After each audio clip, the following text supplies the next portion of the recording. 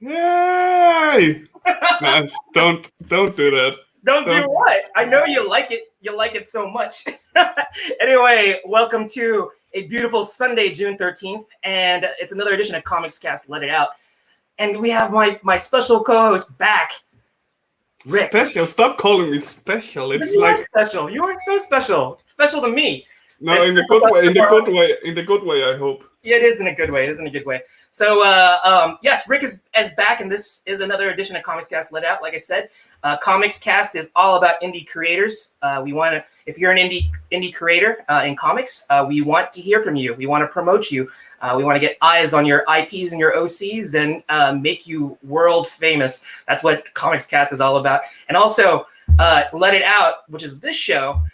We interview those indie creators, and not only do that, we do a live draw along, and this is where audience can participate and get to know our guests. And again, it's all about promoting the independent creator, and that's my little spiel about Comics Cast. So if you found us through Facebook, we are at Comics Cast on Facebook, but our YouTube, which is what we're trying to promote or trying to push this year, is a little bit different. You have to go to, if you look at the scrolling ticker at the bottom, it is Indie Comics Cast on YouTube.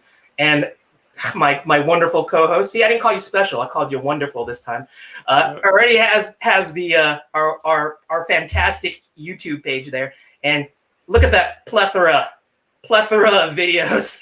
That is the great word, plethora. Yes, we got over a year's worth of videos there. That includes all Let It Outs, as well as our Artist Roundtable, the ART, as well as Rick's fantastic 2 episodes of his show. You want to tell us a little bit about that? Where's you looking for it? No. I got it, but it's basically it's all about. I brought in the first episode I brought in Robert Mazzolo, one of the great. Oh, it's right there. There it is. Right there. One of the great people, artists of the YouTube's teachers came in and helped one of our members become a little better in dynamic posing. It was meant to be an ongoing thing, but life goes on. I got work, and so I had to stop it. But I still have Marius. I'm still waiting for the best time to come out with that. So you guys stay tuned for that, because Rick is ready to drop his super limited edition show on the 2nd episode a little later on, and that's I didn't know we were going to reveal who that artist is, but if you now we do. It's going to be Mark. I've said that all the time. You have? I don't know. I thought it was supposed to be a surprise. It was supposed to be a surprise. Good morning, Joe. Exactly. All right, let's get our YouTube page out of the way, because this is what this particular show is about. Yet another fantastic guest today, and I heard a lot about this guy through the interwebs and the independent community. This guy, I heard about his name being dropped, and heard nothing but good things about him, and it's a pleasure to have him on our show. So I'm going to do the virtual drum roll, the actual drum roll here with my hands here. And, look at that. He got it so quick. We didn't even get a chance to do a proper. No one likes your drum roll. Oh, so. Really? Because last time I did the drum roll, you let me do it for 5 minutes or something like that. But regardless, Rick's full of surprises today. I want to welcome Mr. Luke Stone to Comics Cast. Let it out. How you doing, Luke? I'm doing good. How are you doing? I got a question for you. Do you know how Viking ships communicate with each other? Let me hear it. Norse code.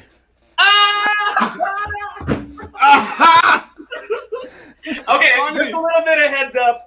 During the pre-show yesterday, I was talking to Luke, and we were going through all the fantastic details about this show, and then I got to the point where I said, and by the way, my co-host is going to be Rick, and he is a Viking enthusiast. He has a Viking lineage, and Luke said, you know what?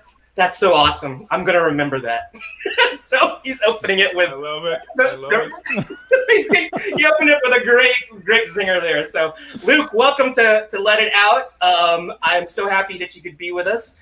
And, Rick, I don't know what to say. How did you like that zinger? I mean, as a dad and a huge fan of dad jokes and Vikings, That was a win-win. That was a Right? win-win. That's Yeah. what I thought. I'm like, okay. So there Okay. will be more where that came from, Rick. I promise you. There better be. Now you started it. Oh, we got Roy in the house. Oh, so hopefully we're gonna have some really great commentary in the background. We're gonna get some audience fan art because Luke has some fantastic. He has a fantastic IP. He has great intellectual property.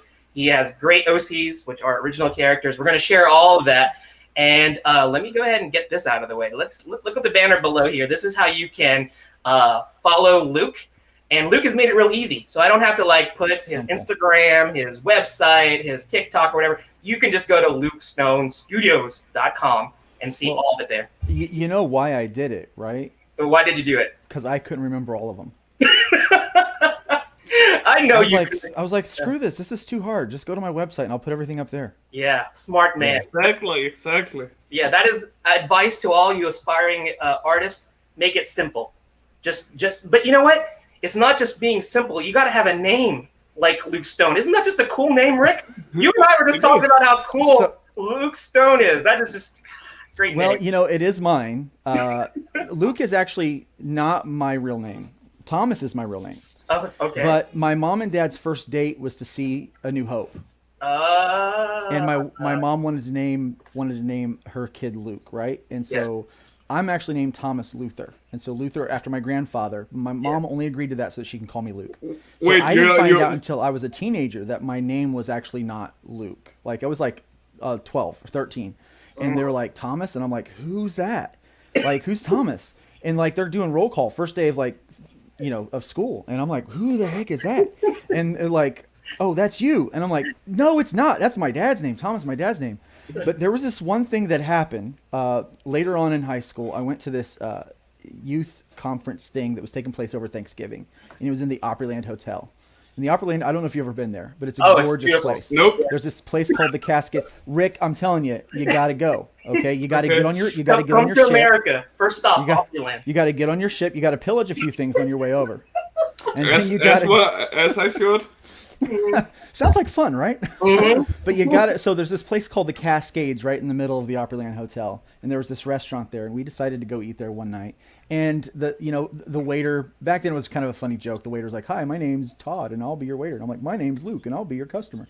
You know. And so, but we started talking with this guy and whatever, and finds out that he's actually an actor, and he started going on about how cool my name was. And later on, I found out that Luke Stone was an extra in a movie. I can't remember what movie it was, but we wound up finding the movie and scouring the thing and trying to find it. And lo and behold, we found a little screenshot where like we were able to pause it and see like that was my waiter. That guy right there stole my friggin' name. That guy. Nice. But did I heard correctly? But was it Thomas Luther? Thomas Luther, yeah. Why didn't you keep Luke Luther? That's basically Luther? Lex Luthor. Oh, but you don't want to be basically I'm waiting until I transition. There's that part in everybody's story where they transition to villain if they live long enough. Not me. I've been the villain of everybody's story for all my life. Eventually, you'll transition to reluctant like anti-hero.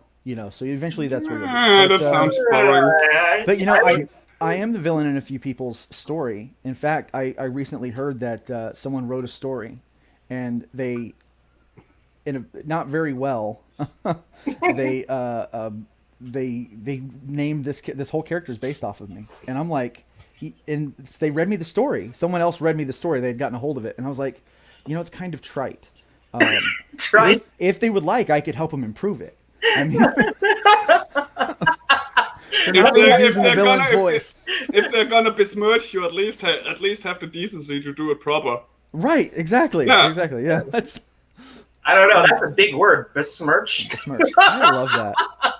I love people. We got Marius in the house. Rick is already a reluctant anti-hero. He's already completed his character arc. Yeah, I know. He's in denial. That's what he is. He tries to be a villain, but you know what? He has such a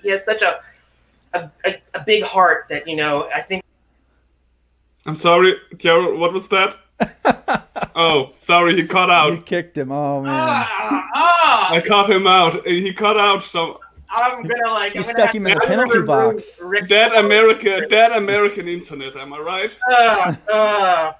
Well, you know what? Two can play at that game. Oh, I was gonna be ready to have a break and everything.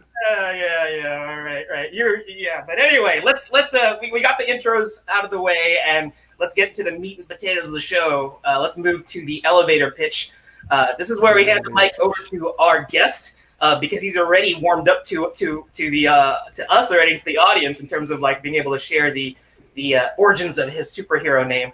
But let's go ahead and get into the art part of it, because Mr. Luke Stone is an incredible artist. He's also a writer. But we're just gonna like hear it from the horse's mouth. He's gonna just tell us everything about himself while we share some of his art. So here we go. Sure, I can do that. First off, before I get started, where do Vikings keep their babies? In the nursery. I created a monster. In the nursery. Get The it? nursery. But ching. I'll see myself out. I'm sorry. Thanks for having you, sir, Luke. And It was we'll fun see while you it in the lasted. next episode next Sunday. Okay, So let's play right? the outro. Let's play the outro. Oh man, I love Yes. it. I love it. So my name is Luke Stone. I'm a writer and artist. I've been doing comics for a long time. I kind of got into music for a while and got away from art. But definitely since 2014, 2015, I've been kind of real like back into the whole like comics thing and trying to work to get better at my craft. And so, yeah, that's kind of me, writer, artist. I think more recently than before, I started to realize that I was kind of an artist, and I always thought I was an artist and not quite a writer, and now I kind of lean more towards I think I'm a writer and not quite an artist, especially since I'm starting to work with some really talented folks that man, they could just if it's like if drawing was a fight, I would get my butt kicked, and by some of these folks out there. So. Well, you could you'd still defeat Gerald. So Here we go. When all fails, let's pile on Gerald there. So keep on going. Well, you know, that's all. You know, everybody's got to have that person they can pile on a little bit, I guess, right? Yeah, it's like that episode of Seinfeld with Kramer, and he learns like karate, and he has to go fight little kids. So Luke, how did this begin for you, though? How did it begin? Okay, so I was 3 years old when I first started to draw. My mom and dad used to go out to this little shop, this little diner called Breakfast House. Oddly enough, we were never actually there for breakfast. They would go out and have coffee in the evening. You know, they'd get together, after dinner and go have coffee. And like most people who would like, hey, it's 11, 12 o'clock, maybe we should get our toddler home.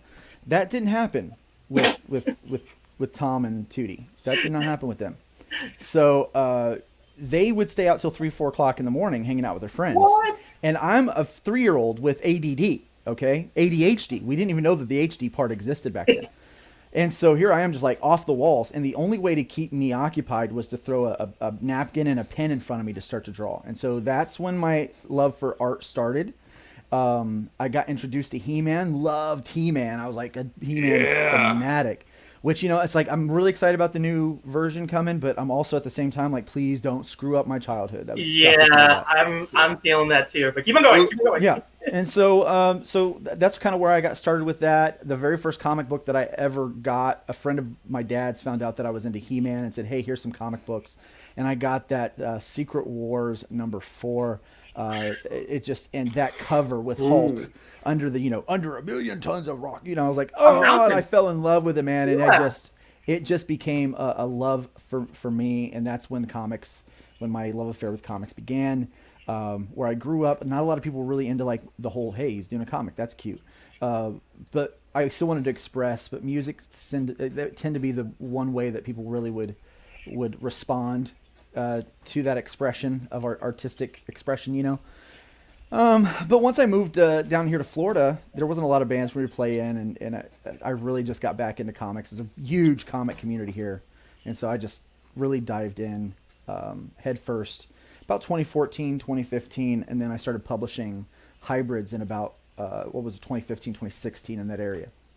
Yeah, that's Yeah. an amazing story. It's like I think we all, as artists, we all have like these starting points, and to hear that yours was at 3 a.m.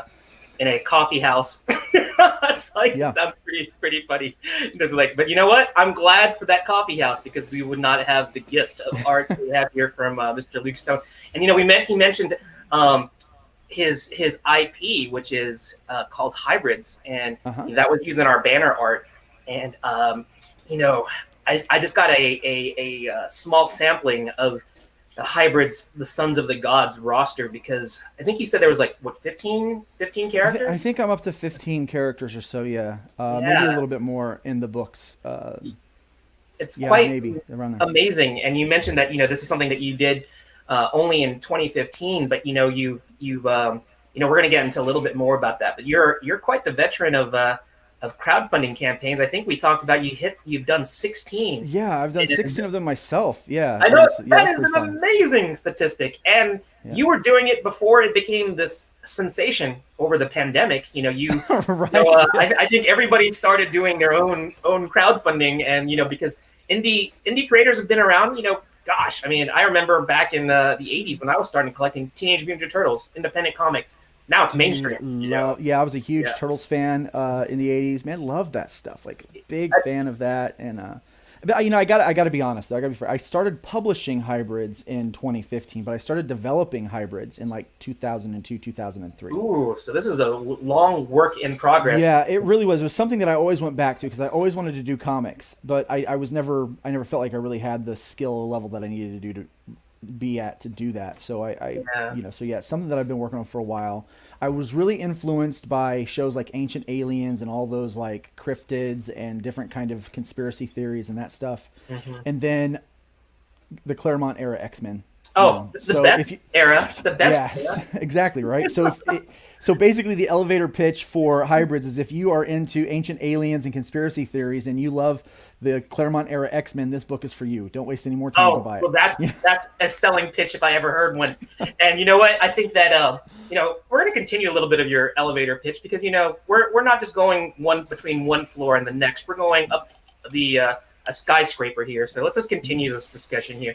We talked about Hybrids, and we talked about a little bit about you said that it was Chris Claremont. If you like Chris Claremont, that type of storytelling, and you're a fan of the 80s and the X-Men and stuff like that. I mean, I'm looking at this Hybrids, the Sons of Gods. You want to at least give us a little bit more. So my wife actually helped come up with the title. So originally the story was going to be called Hybrid Nations, which sounded really kind of lame, and so I was like, I can't use that, which is what I call the fans now, is the Hybrid Nation is the fans, but I was like, what is the idea? Like, I've got to have a name. And she goes, well, these are angel human hybrids, right? The Nephilim. I said, yes. And she goes, they're supposed to be the real life inspiration for the Greek gods, right? Yes. So these are the ancestors, or the sons and daughters of the Greek gods, right? I go, yes. She goes, so why not call it Hybrids, which is the angel human hybrids, the sons of gods? And I'm like, that works. That works. We shortened it to Hybrids. Most people just call it Hybrids, but that long title, just because I'm also a fan of long titles. Well, it's not just the long titles. You mentioned the whole Ancient Aliens thing. So I think that the Sons of Gods, I love that show, Ancient Aliens, and yes. Who's the guy with the crazy hair? The Greek guy. Aliens. That guy. I know that guy. Yeah. He's that so. Guy. You know what? Even if you didn't believe, you watch him and you want to believe after watching. You might have a point, sir. Yeah, you made some, and I think that when you read this comic, you're probably going to feel the same way. It's like, whoa. You are because what I do is I take a lot of those things that are, we find that verse in Genesis chapter 6 where it talks about the angels having babies with humans. We bring in different mythology from Syrian mythology, Norse mythology. Speaking of Norse mythology, I know. Yes. So do you know what kind of songs Vikings sing to their babies? No, and you know what? I almost want to tell you, don't tell me, because we want to wait till Rick gets back on here, because this would be a joke that would be lost without having Rick hear it. But you can tell me if you want to. Nursery rhymes. Nursery rhymes. Of course. But but the thing, you know, Yeah, but that's it. But you know, with all of but even with like cryptids and things like that, you know, at some point we even bring in like things like Bigfoot and those kind of aspects into the storytelling, and minotaurs and centaurs and all of that stuff eventually starts to make its way into the story as we build out. And so, eventually you'll look at it and be like, hey, I think maybe you're onto something. Yeah, Because well, you know, there was a comment here. It said somebody said, "I think I've seen this before," and you haven't seen it like this though. So yeah, oh yeah. Wait, I think I've seen. You probably have seen this comic before. I am I pimp it out pretty hard. Hey, there's no shame in that, you know. And that's why you're on the show. We want more eyes on this. I totally believe in the book. I totally believe in the story. I've had some great feedback on this, and I'm not like one of those because kind of who I am, like my day job kind of thing. I'm not really one of those people that like really is into like self promotion. Mm-hmm. It's weird for me to do that, but I've hung out with some people. One guy, Adam Lawson, he's like, dude, I just read the book. It is the X-Men I wanted to read. You know, and then somebody else was like, this is the best team book that I've seen in indie comics. Somebody was like, this is the best team book that I've seen since Claremont's X-Men. And I'm like, thank you. And all those people, I was like, you know, I'm like, how much do I owe you for that quote? well, that being said, let's, I know that I only have a limited amount of the characters, you know, I can count that this isn't all 15, but let's go through this artwork here real quick. And, you know, you can just tell me, this is one of the, we used in one of your promotional banners. Who is this character? This is a new character named Lua Pele. He is not one of the main characters. He's just a side character that comes in. He will come into play later on in another arc, and not even probably the rest of this story. We're probably looking at issue 13, 14 before he starts coming back around again real prominently, but this will be a first appearance for him. Right. He is a Samoan biker that travels the continental United States on his hog. And he has volcano powers. So if anyone is familiar with Samoan or Hawaiian history and lore, they know what Lua Pele means. It's the guardian volcano, and so he kind of has that. He was named aptly. Yes, very clever, and I think that's really cool that you're doing. You talked about different types of mythology and lore and things like that. And it's interesting that you're not just staying to Greek or Roman. Here we're going into like Pacific Islander. Because I believe it all ties together. See, and so that's what I'm doing. I'm showing in the book how everything kind of ties together and how all of these things all stem back from a linchpin verse in Genesis chapter 6. It says that the sons of gods saw the daughters of men, thought that they were comely, and decided to have babies with them. Yeah, deep stuff. It's rooted in biblical, the Bible as well. And I couldn't help but when I looked at this particular scene, I just had flashbacks to the best MCU movie, The Winter Soldier, and it just reminded me of Cap, as he's fleeing, I guess it's Shield headquarters or whatever, and then there's that Quinjet, that's in the background that's coming after. Yes. And I just look at, I don't know, was that an inspiration? Because I was getting it wasn't MCU vibes here. It wasn't. What the inspiration was is. Someone did a study and they said, okay, purple covers sell more books than other things. Motorcycles on a cover sells more books than anything, than other things. So there was a couple things, and I knew I had this character that rode a bike in, and so I actually told the layout, like the guy, I work with a layout artist that helps like do all the rough layouts, the thumbnails for a book. While I'm working on one book, he's doing the next, so that we can just keep moving really fast, and it's assembly line. Like he does it, then he hands it off to me, and then I do the fine tuning, and then I send it off to colors, and then it, so on and so forth. And so it's kind of this fun process. But I was like, hey, I overpaid you on pages. Can you whip up I want to do a cover, and I want the ship behind the guy, and I want a motorcycle. So just throw some skeleton up there for me. Throw some purple on it. And that's what I told the colorist. I said, throw some purple on this one, and then she did a purple night background, and then but we did the day sky. It looked way better. And so this was the first one that the editor-in-chief, Randy Zimmerman from Arrow Comics, said, hey, let's do that way. And I agreed with him. I thought it looked great. It turned out really well. So, I want everybody to notice this is issue 7. So we're going to talk about that too. I mean, he's rolling. I talked with Luke about the plans for the rest of this year. And this hashtag that I've become very fond of, which is get it done in 2021. I think that Luke is doing that. He already has plans for, I think, up to issue 12, I believe. 12. Mm-hmm. Yeah, 12. And it's, we're going to get a little bit more into that in terms of like the whole crowdfunding model and it not being able to keep up with the creativity that is Luke Stone, and that what he's doing. But let's keep on rolling with just talking a little bit about some of the characters so we can get to the live drawing here. But here we have another character, and I just I looked at this and I looked at the title here at the bottom, and it's a Trash Day. So yes. Who is this? So this guy his real name is Clarence. We meet him in issue 1. He never was intended to be a main character, but I wanted to tell the first issue of Hybrids was one of those things where I was already working on another book that I thought was kind of my main maker at the time, called Worst Day Ever. Mm-hmm. And we needed something that had more of a superhero feel because we had a lot of other things going. We didn't have anything that really encompassed, superpowers.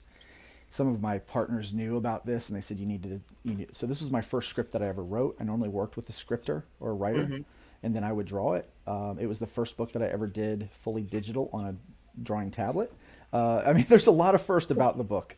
And so I decided I was going to tell the story through this guy's eyes. And so his name is Trashman. His real name is Clarence. His name is Trashman because he is a trash man. Like, that's what he does for a living. And he doesn't like his name Clarence. Even his name tag says Trashman. And he's really proud of the work that he does because he cleans up the world. It's a dirty job and somebody's got to do it. And and he, he's a smart guy. He's a caring guy. He's a good guy, and he does the work that needs to be done, and he's proud of what he does. And in the story, when he develops powers, he just keeps the moniker Trash Man. That's who he is. Even his friends call him T. They don't call him Clarence or C. They call him T. His name is Trash Man. That's who he is. So. I think Mike Rowe would be really happy. If those of you who don't know who Mike Rowe is, I'm a big fan of him, and he hosts that show Dirty Jobs, and this is a necessary part of society, and I like how you worked it in there because it's bringing positivity and embracing one's occupation and taking out the trash. That was a fun line that I kind of remember from the classic Iron Man movie. I'm just talking all about MCU today, but remember when Pepper Potts was introduced to the MCU and she met one of the ladies that was staying over at Tony's house, and she happened to mention when the reporter was telling her about how it's Pepper Potts, if you like to pick up his dry cleaning, and she was being all condescending to her. And Pepper, being the clever lady that she is, she says, "Yes, I do all those things, but I occasionally have to take out the trash." Take out the trash, yeah. I appreciate the working man. I want to make, I think the real heroes are those people that do those jobs that go overlooked or underappreciated. And so it's nice to kind of take this character. And I noticed one of the commenters said that he kind of looks like Zeus. Well, these are the descendants of the Greek gods, so. Yes, the lowly trash man has Zeus-like and godlike abilities, So very, very cool stuff that we kind of layer in there, and it's a lot of fun to, kind of point that out, and because I'm a believer in the fact that your character makes you who you are, not necessarily what you do. That is so right, and that's what's good about storytelling is because you have the opportunity to pass on these things. And I think when there's a deeper storytelling that's brought into it, rather than just focusing on the superficial, and maybe playing up on tropes or typical archetypes, if you can have a deeper story, that's what's going to make people remember these characters. And I'm going to drop a little hint here. This is who we're going to be drawing for our first live drawing. So, and we're going to get to that really quick, but I'm going to, because, I want to dig deeper into who Trash Man is and his role in the hybrids. But we're going to go through these some of these pages here. I just want to go through these real quick and maybe just sort of oogle over like some of the cool things that you brought here. This is Serafina. Is that right? That's Serafina. She is kind of like a Swiss Army knife with a dull blade. Mm-hmm. She's really good at a lot of things. She's got a very diverse kind of power set, but she's not real good at it. Plus, she's dealing with some severe PTSD. So in the first Trash Day arc, the first 5 issues, she comes in the last issue. She's one of them that's no, I can't. I don't want to give any spoilers. But she's So we don't have to give any spoilers. I think that if you just want to like, maybe let's just talk about as we go through these characters. Maybe you can just sort of like hint at them and just sort of say what their powers are and what their names are. So obviously she has winged flight, but she also has a couple of different things. She can manipulate things with her mind. She can control matter slightly, so she can manipulate matter a little bit. And then she can travel to the astral plane. So it's, again, a really strong psychic ability that she has. She has definitely killer powers there. I mean, and if she could ever figure out really how to use them, she could be super, super dangerous. There was a couple questions that popped up while you were talking about that. So I think Rick, I don't know if you want to put. Yep, here we go. Joe, who is our co-founder of ComicsCast, he put in there, how many comics do you have out right now? Well, with this issue of Hybrids, it's 7. If you count the remaster version of Hybrids that's going to be released with Arrow Comics into direct market starting in August, it's technically 8. Mm-hmm. Plus, I have 2 issues of Voodoo Nations, which is another book that's crowdfunding right now. We're going to get to that too. I'm just the artist on that one, so just the artist. It's fun to say just the artist. Yeah. And a bunch of like mini stories that I've done that are out right now. Probably 5 or 6 of those. I've got one that's getting ready to go in the Cthulhu Invades Wonderland that I'm doing, and then I got 2 issues of Worst Day Ever that that series will never get completed because I'm going to redo it completely. So. Oh, okay. Yeah. So it won't be the worst day yet. Because you're going to redo it. We're going to make it to where it's still just one day. The writer had changed it, and it was like a 12-issue miniseries, which I thought was great. But we're going to go back to this. There's just going to be a series of short stories that I'm going to release wherever. I'm not quite sure yet, and then eventually compile them into one like 40 or 50 page. Oh, that's good news. I have somebody here who Saeed is asking, is it available on Comixology? I know that you already have some stuff that's going through crowdfunding, but it was on Comixology, yes. But here's the thing. I originally released the first issue on Comixology a long time ago, and I've never, it's made money, but I have never seen a check. So I don't use Comixology to get the books out. I use Indiegogo on demand, or I use my website. Yeah. I can understand that, and at least you have control of it if it's on your website. So very cool. So go to lukestonestudios.com, and I'm sure there's links to buying your back issues and being able to get them throughout without using. Right now, it's still in demand on Indiegogo, which is I'm kind of using that as a store at the moment. There's a lot of really cool merch on my website that you can check out in the store, and then if there's something that you want but you don't see, get a hold of me and I can hook you up because I've got things that haven't made it to the website yet. Yeah. Definitely. So let's keep on rolling here. We have here Chlorine, who's another one of your characters here. You want to talk a little bit about her power set? Yeah, she's one of my favorite characters because she doesn't come across as super powerful at first. She's a kickboxer, so she can handle herself pretty good. This is her second version of her costume. So between the first arc and second arc, there's 6 months. And so her hair grows out and she changes costumes in the middle, which, I thought would be fun to do. But she can turn into a chlorinated gas. Which is deadly. It's extremely deadly. So she's basically a silent but deadly. Silent but deadly, yeah. Yeah, so I like that. Silent but deadly. I like that. So what we actually did it in one of the remastered issues that I just did. So words are hard today. We remastered issues 1 through 4. Number 1 got about 80 to 85% of the art redone, and then less and less went on as we got to number 4. And one of the pages shows her forming this gas and burning off the armor of one of the bad guys. And so the colorist was like, "Is he being burned right now?" And I'm like, "Yes, that's what's happening." He goes, "Dang." Of course, he didn't say "dang." He said something else. That's the PG version. Yeah, that's pretty incredible. We are only allowed one bad word per stream, so I'm glad you're keeping it. Yeah, you're probably gonna get no bad words per stream for me. That's mostly for Rick. That's the more for me then. more for Rick. So here we have, and we were talking about purple selling things. This is so striking. That's a good bot. I mean, yeah, that's good. That's a good outfit. It is a good outfit. So, who is this character? This is Ion. So Ion is introduced in the beginning of the series as a villain, but we find out that not everything is as it seems in this world. Some people, like Rick. So I wish I had such a good bot, though. Yeah, Ion is one of those characters that I like. She's attractive. Rick is still looking at her butt, I think. But this is this was a fun pose. I was like, I want to do something where it kind of like really kind of just shows off her power, but yet her femininity. Where is the power speed? She has 2 power sets. One of them she has like an ionic plasma that she can create, and the other one is that she's learning is that she has the ability to manipulate time.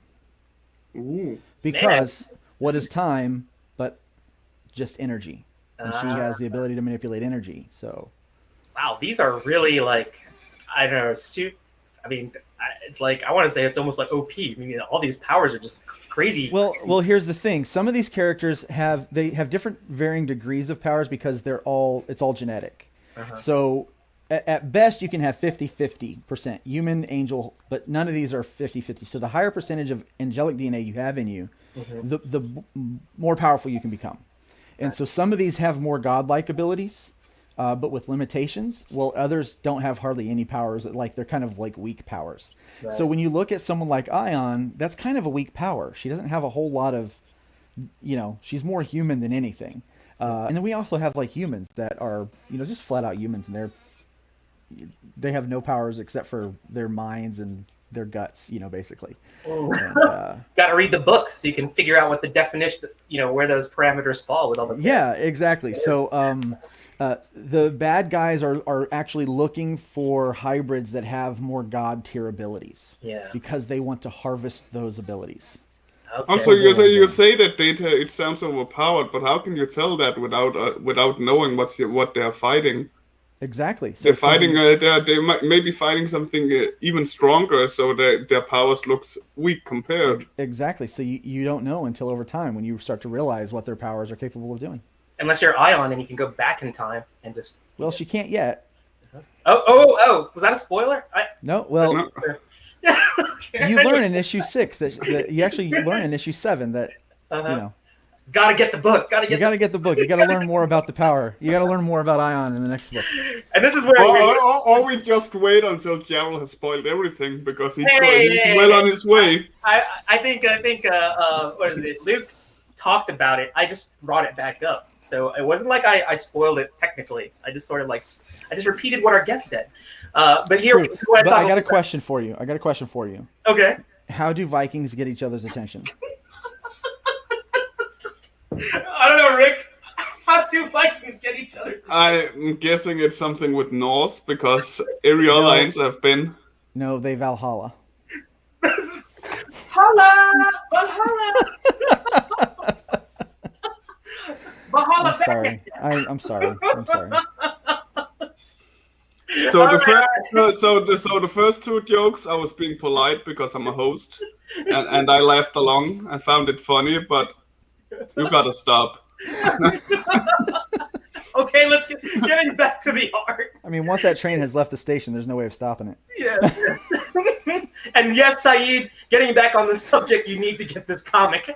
Not the jokes. Don't get the jokes. Just get the comic. The jokes are bad. So, but here, let's go into we've seen a lot of the, I guess the pinup style, the covers, and we get to see the characters. This is what I was really looking at, the sequentials part. This is the storytelling part of it.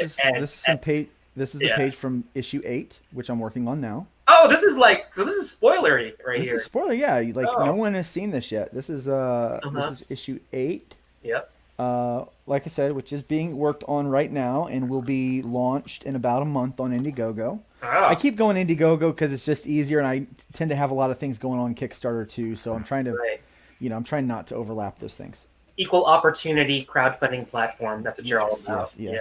Yeah. But I just wanted to look at this, and you know, Rick is a student of good sequentials, and I wanted to purposely didn't show him your art because I wanted to get his feedback on this. But knowing that we don't know anything about, you know, well, what was said earlier by you, and just this is something that's, you know, our audience, your fans have not seen yet. What do you think about this, Rick? I mean, I look at this page and it's just great storytelling. What do you think? Yeah, it's a good action page with a decent flow for sure. Mm. Yeah, I'm yeah. There's a slight confusion in who has the knife, but that might just be me that can't see it right now. Mm-hmm. Yeah, actually, I noticed that too. But I think that it's sort of like somebody tried to get a jump on her, and you have to read the next page, to find out who's holding the knife. Yeah, I think that's. I'm sure that's part of it all. So, I like it. Yeah, it's very, very action packed, and then we have this, which is like. I think Luke fell asleep.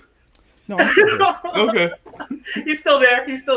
Just listening to your assessment. Yeah. Oh yeah, I look at this, and this is like a big battle sequence here, and this reminded me of something that could be like, I don't know, like again, I'm gonna say stuff about MCU. It's like the Avengers assemble. You know, everybody's like, it has the team, the hybrids are assembling, and they're just striking out. Yeah, there's 3 members of the team here. There is Bone and Sarah, and then Triple Play. And Triple Play is, I mean, there's no way around it. He's a derivative of Triplicate Girl and all those other, like, one character that splits into multiple characters kind of things. He is our comic relief. He refers to himself in the third person. He plays chess with himself. Who doesn't? Right? But like literally. Like, so like there's, when they are sparring and working out, like they're, you know, he's his own best friend, really. So there's a lot of kind of fun stuff that goes in there, but he's also fun to use in a situation like this where the team has to split up into 3 different areas. And so you've got Sarah, who's really kind of new with her powers and new to superheroing, you know, and they're a little concerned. Bone, who's kind of that, kind of the teleporting, like 20-ish, like early 20s kind of bonehead guy. And then you've got Triple Play, who, you know, can fill out the panel a lot more. So very, very cool. And I like this. This is another team shot here, and this represents Chlorine in her first costume. So we got to see how she her evolution. And I think you told me that these 2 characters are brother and sister. They are brother and sister. Yep. And so it's their real names are Caleb and, you know, I don't know. I keep calling her Chlorine. I've called her Chlorine for so long. That's just her name. Yeah, that's her name. But, yeah. And then Link is over there. Link has the ability to summon the like Triforce. No. Okay. That was a Legend of Zelda reference there. I missed an opportunity. Hey, if you keep it up, I'm going to drop another Viking joke on you. You call them jokes, but okay. But okay, getting back to this Link. So this Link, which is short for Lincoln, which is his name. Here we go. He has the ability to kind of jack into all kinds of electronics and stuff like that. He's if a person would have psychic abilities, his psychic or kinetic or psionic abilities are they revolve around technology. Yeah. So that's kind of that's who he is. He's the IT guy. It makes complete sense. He's the IT guy of the team. Yeah, pretty much, yeah. And then rounding it out, we got 2 more to go here. And who is this guy? Rascal. He's one of my favorite villains. I love the name as well. That's perfect. Well, the thing was, before he got powers, that was his nickname. See, that's the thing. A lot of these people, like, it's not like they don't have a superpower name. It's who they were. Like this guy, he grew up in Jacksonville, kind of like the Callahan area. His dad was a career criminal. He's a career criminal. It's just what he did, and like his dad called him called him Rascal when he was a kid, and it just stuck, and so everybody was called him Rascal. And then when the light showed up and he started getting powers, he got real hairy, and he got real strong, and he started getting like these animal-like abilities, and it lent to his value as a criminal. And so he's, some people are like misunderstood bad guys. No, this guy, he's just a bad guy. Like, he just likes being bad. He's good at it. It's a job straight for up him. bad guy. Yeah. Like, he will kill if he needs to kill. He tries not to kill because he understands, a lot of bodies brings more cops, and more cops just means more trouble, right? So that's kind of his shtick, But his name is Rascal, and he's a fun bad guy, just a fun villain. So like the villains are hybrids too. They just happen to be bad hybrids, right? Oh yeah. Hybrids really is it's just the genetic process of someone having this Nephilim DNA in them, and so that makes them a hybrid. So all right. So rounding out. Nephilim means angelic, Gerald. Yep. I knew that. Okay. Did you know what a seraphim is? Now that we're like, I've played Diablo, so yeah. Okay. He knows what it is. He knows what it is. Nephilim is actually human angel hybrid. That's the name hybrids, right? Yes, exactly. Over here, you got a comment here. It's like, I must say the colors are really awesome too. That is so true. And I think that talking to Luke, he is even though I think that he could be a one-man army in terms of like being a writer, the artist, colorist, letterer, he could do all that stuff. But the reason why he's able to do 16 Kickstarters, and the reason why he can, he already has like issue 12 planned through, and he's jamming. 6 is out, 7 should be coming out soon, and 8, 9, 10, and 12. They're all there. 11 and 12. 8 is because being drawn now. Yeah. 9 is ready to be drawn as soon as 8's finished, and 10 is being laid out as we speak. So yeah. Yeah, it's because you have a team, and you have a talented team, and this is who's your colorist? Okay, so I have a couple that I work with. All of the sequential pages are done by a guy named Patrick Gamma, and he's been with me since issue 1. Mm-hmm. So this right here is Patrick Gamma that did that. If you go up to the picture that we just saw, that one, those are my colors. As well as the remastered issue 1 remaster was my colors. So I can't remember who did the one of Ion that just grabbed Rick's attention. Yes, grabbed everybody's attention, Nice. I believe, not just Yes. Rick's. But, then the chlorine one was done by a guy named that one right there was done by Alan Emanuel, who does the colors for Voodoo Nations. Yep. And then the next one up, I did those colors. So you're definitely talented colorist in yourself. But I did that one, and then the next one up was Thaisa Diaz. We're supposed to go downwards, Gerald. Who Netho Diaz is a tremendous artist who did a cover for me on the last book, and is known for his work on G.I. Joe. So he does great work with sequentials and with covers and things like that. That is, but his wife does colors, and she obviously did a bang up job with that one. Yeah, I think the point that I wanted to say is that Luke understands the importance of delegation and being able to know where he can put his talents best, and then assembling a really good team to back up his vision. And that's why he's able to be as prolific as he is. And you can see here, it's like just really tremendous artwork. And I guess it's fitting that we actually, let's go to this last panel right here, because Rick told me I need to keep on going down. So here we have this last one. Actually, here we got a comment here. Chlorine is definitely my favorite character. Such a great name and concept. Great work. Yeah, Thank absolutely. you. Yeah. And they had David Whalen here saying great covers, love the intense colors. Yeah, you're getting a lot of praise from our audience here. Some really good feedback here.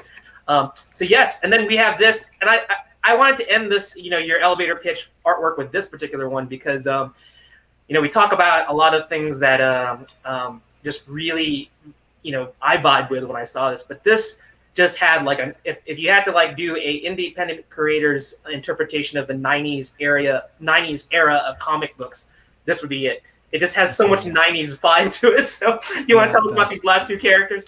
Yeah, so basically that's Bone in his new costume. He got that new costume in issue 6. This is actually the second page or third page splash from issue 6 to really kind of show that off. What you don't see is this really bad, I love the dad jokes. I love kind of that cheesy banter in comics between the teams. You just flashed yourself. Yeah, what did you do, Gerald? Crazy. What? I was messing with my light because it went out, and then all of a sudden I tried to turn it back on, and it just like went to the wrong light setting. Yeah, keep on going. I'm gonna be blind for a while. So anyway, yeah. So so what you don't see is like, he was fighting this guy on the page before. And he goes, not bad. I think you need a raise. And then he takes him up in the air and drops him. So it's, kind of the silly little funny stuff like that, just and then on the next page, Triple Play was like, that was kind of lame. You need to work on your banter more. And he goes, hey, it's better than Trash Man's taking out time to take out the trash. And he goes, man, you wish you had a cool catchphrase while he's beating people up. So they're back and forth, just ribbing each other while they're beating up these bad guys. Yeah. And the bad guys are these Heck Troopers, which Heck is Hybrid Engineering Corporation. They're called the Heck Troopers. They're the security team that guards this company's facilities, and they are basically just fodder. And they're 90s fodder. So I've looked, their armor is reminiscent of 90s armor. Yeah. They've got pouches around their belt. They've got pouches around their boots. They've got, they've got the triangular visor. It's like everything that I could think, every 90s cliche that I could think of to stick in one of these guys, to stick in these particular bad guys. That's what I did. I just threw that on the page. And because I knew I need to draw a lot of something that's going to be easy to draw, but fun to draw. And that's going to get beat up a lot. Like, they're going to be in a lot of issues getting beat up a lot. These are the foot soldiers, or the the foot. They're and I noticed that you used red, and I thought that I'm more of a Star Wars nerd, but I do watch Star Trek. But they're the red shirts. They're the Expendables. That was 100% Patrick. He was like, "What color are they?" I said, "I don't care. Just whatever you want to do. Whatever, have some fun creativity with it." Right. If it's like a main character, like I work out the color schemes for the main character's costumes and stuff, but sometimes if I don't care, I'm like, have fun with it, man. Like, whatever looks good. You understand color theory.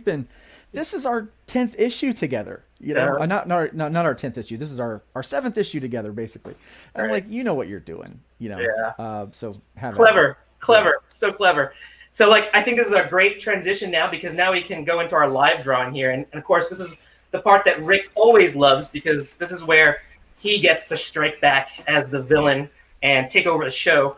And I get to shut up, and he gets to get his dad jokes ready to go, because I know that he's been storing them up in his power bank, because he's ready to talk about his own Viking jokes. So I don't know, but don't put that on me. Yeah, I think it's going to be really cool. So this is Rick's part of the show. It's going to be really fun, because I'm going to be drawing along with Luke, and I want everybody to hopefully draw along with us. And I'm gonna show this right now. So do a screen capture of it if you want to draw along with us, so you can know what Trash Man looks like. He will be drawing challenge number 1. There's this, which is the cover, and there's a team shot that's right here, so you can see more of his costume from a straight on view. So you can see his boots, and he I think we were talking about, he's like the tank of the team. So just think about him. You can see this blue aura. We're gonna, I think Luke's gonna tell us a little bit more, go into more details about his power set without any spoilery, of course. Yeah. Well, as I draw, I would definitely talk about his power set a little bit. But I want you to think. Here's the mindset you need to think about when you think about Trash Man. We have a role playing game associated with this book, because I always wanted a comic with a role playing game. Right. And so we've with this campaign, you can still get it in demand. You can get the quick play, which is kind of like a rules introduction that you play through. But I want you to think about the tank, the tank, the brick. That's this character. That's right. The guy that takes all the damage. Mm-hmm. Yeah, and the most effective bricks don't take damage, but with this guy, as he takes damage, it stores up into energy, and he has an internal battery that fills up, and that's what that blue energy is. That's that battery filling up. But here's his weakness. If the battery fills up and he doesn't release it, then it just releases itself and it knocks him out. And it hurts everybody around him. He turns into a giant bomb. Interesting. Yeah. Okay. All right, we're gonna get into live drawing here. So Rick, it is now your show. You basically do what you got to do. So it's good. It's finally good, is what you're saying. It's finally gone good. Finally gotten good. All right, go for it, Rick. The timer is now going, and it's all you. Yeah, well, 15 minutes for this one, I think. It's fine. So I did some, as the investigative journalist that I am, I did some heavy digging and research, actually, Luke. And from what I understand, you're also in a band, or I have been in a band, yes. obviously have been, yeah, Yep, yep. for many years, or was that just? Yeah, well, yeah. For many years, I've been in bands off and on. I actually played professionally for a while, and so Good. yeah, I've traveled and played with a number of people over the years. So yes. Nice. So we got Gerald trying to Oh, do art here as well. Yeah. I'm jumping around between the two of you as always. So you also mentioned a little bit about your role play. What I'm trying to hear is like just try and grab a little more of your hobbies and your like. That's what I do as a journalist. While Gerald keeps on the art a little bit more. You do Dungeons and Dragons role play. Yeah, I did that. Growing up, loved it. In fact, that was kind of my whole like existence in the '90s, especially when school was out. Was going to was going to the comic book shop on Wednesdays, picking up all the books that were my favorite books, and then heading over to one of my friends' house to play role playing games until usually Dungeons and Dragons, until we just wound up passing out from exhaustion. Yeah. Passing out. That's basically sounds like my '90s as well. I mean, play not just passing out of exhaustion for no reason, but playing video games and Dungeons and Dragons.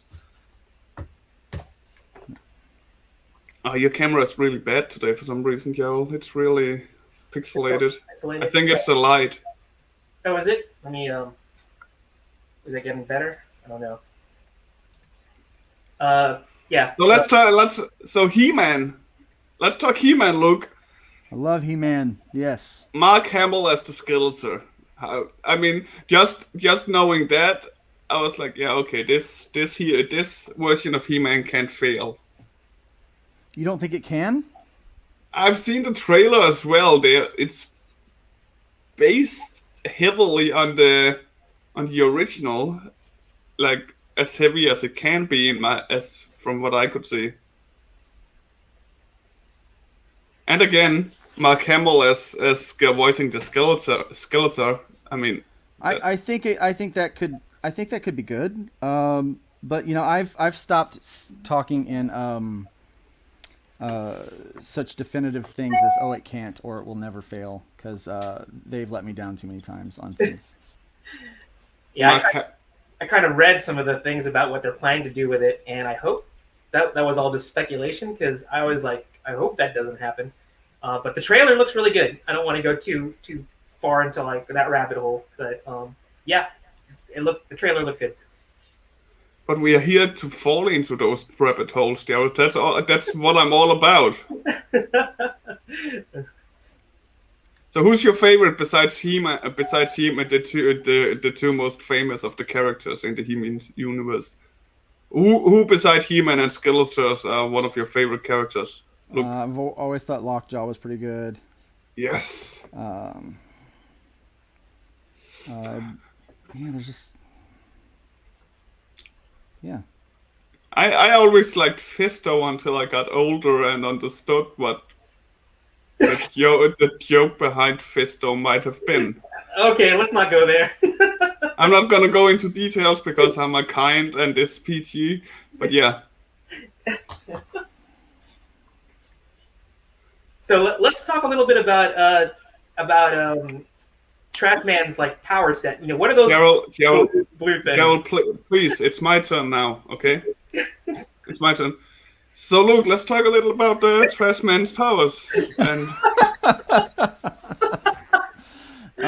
yeah, Trashman's powers. So he turns kinetic energy into applied energy.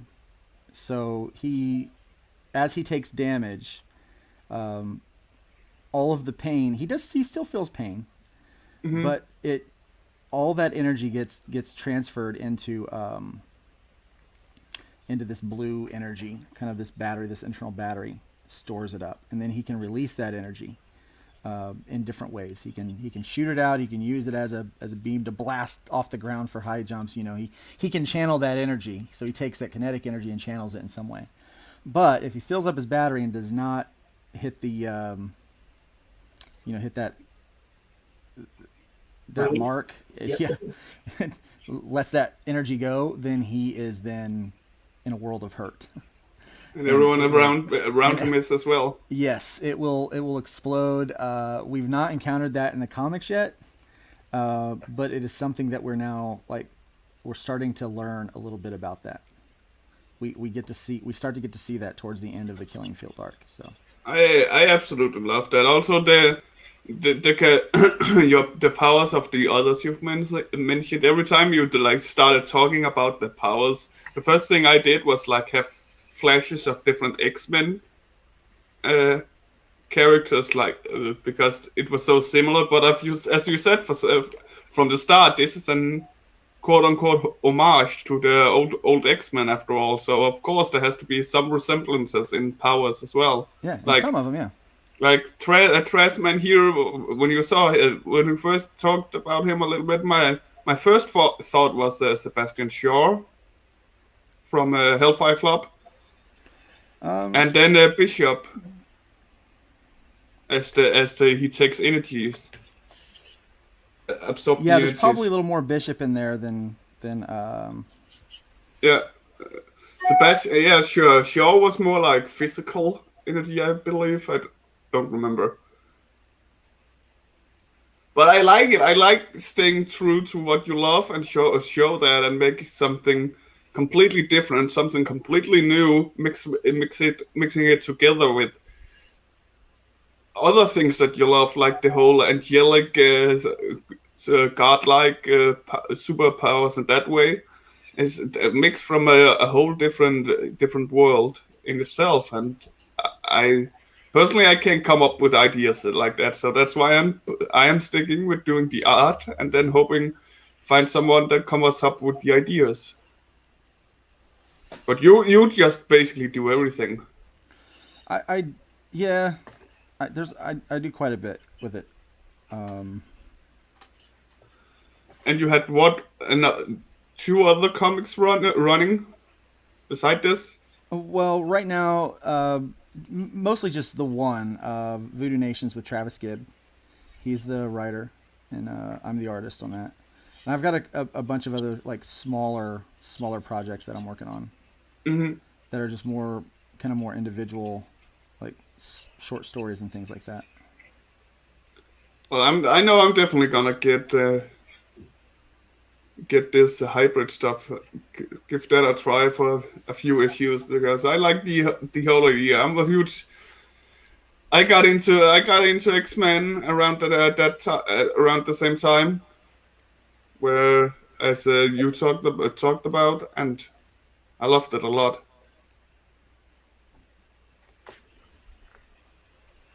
And the first 10 minutes are gone, guys. 10 minutes. Oh my gosh, that was So fast. there's 7 minutes to go. Oh, this pose is going to take me way too long. Well, I just wanted to, like I said in the pre-show, Luke, take it as far as you can. It's really just to give our audience a taste of your style and your creative process as you're drawing. So I encourage you to. So here we're just going to give you a 5-minute drawing. Yeah, he just started over, Gerald. Oh, he started over. Okay. You do the same, Gerald. Be a good host. Start over. Well, I'm slow. I wouldn't expect anybody to start over like that. What I'm doing right now is nuts. Well, I wouldn't say it because I'm the nice guy here, but yeah. So got any more Viking jokes? I do. You don't want to hear them. I mean, hit me one. I mean, Oh, I told one while you were gone. Mhm. What do Vikings sing to their kids? Nursery rhymes. I was about to say that actually. Yeah, it's that one's pretty. Plus, I was still listening on. I was still in the background. Yeah. I just had to jump out from camp because I had to take a call. Oh, I like this. I like what you're getting up as. This could so easily be so many people just by the looks of this. That's what I like about when that way you sketch up that how you can just easily sketch a million different characters by doing the outlines like this. And it's first when you go into more details that it starts. And there's just something about the progress in this way I'll never understand to figure out. I've never been good at doing line work. Kind of like Carol. I was waiting for that to circle back around for something. That's hilarious. I've never been good at line work like Gerald. So I was during the pre-show yesterday. I was joking around with Luke, and I said, so it's like if he gets hit and then he starts glowing. Where have I heard that before? We were joking around. It's like, didn't the Black Panther rip that off you, Luke? The Black Panther. Keep in mind that movie came out when, and this book came out in like 2015, 2016. Yeah. I was like, this. When I saw that, I was like, the heck. Come on, Marvel. Black Panther's never done that before. Yeah, I Why has he got Trash Man powers? Yeah. Like, it's clearly Trash Man powers. Why are we playing around with that? Maybe Trash Man is secret Wakandan. Who knows? Wakandan technology, yeah. He might be Wakandan, but I mean, he doesn't quite look Wakandan. He identifies as Wakandan. How about that? That's how things work now. Yeah. Yeah, exactly. But I like so like those blue orbs, the blue streaks that happen around his body. That's so as he absorbs kinetic energy, these glowing orbs around him and like streaks there. Basically, that's the manifestation of the energy that's he's banking up, right? Yes. 3 minutes. 3 more minutes. 3-minute ink. You're doing ink?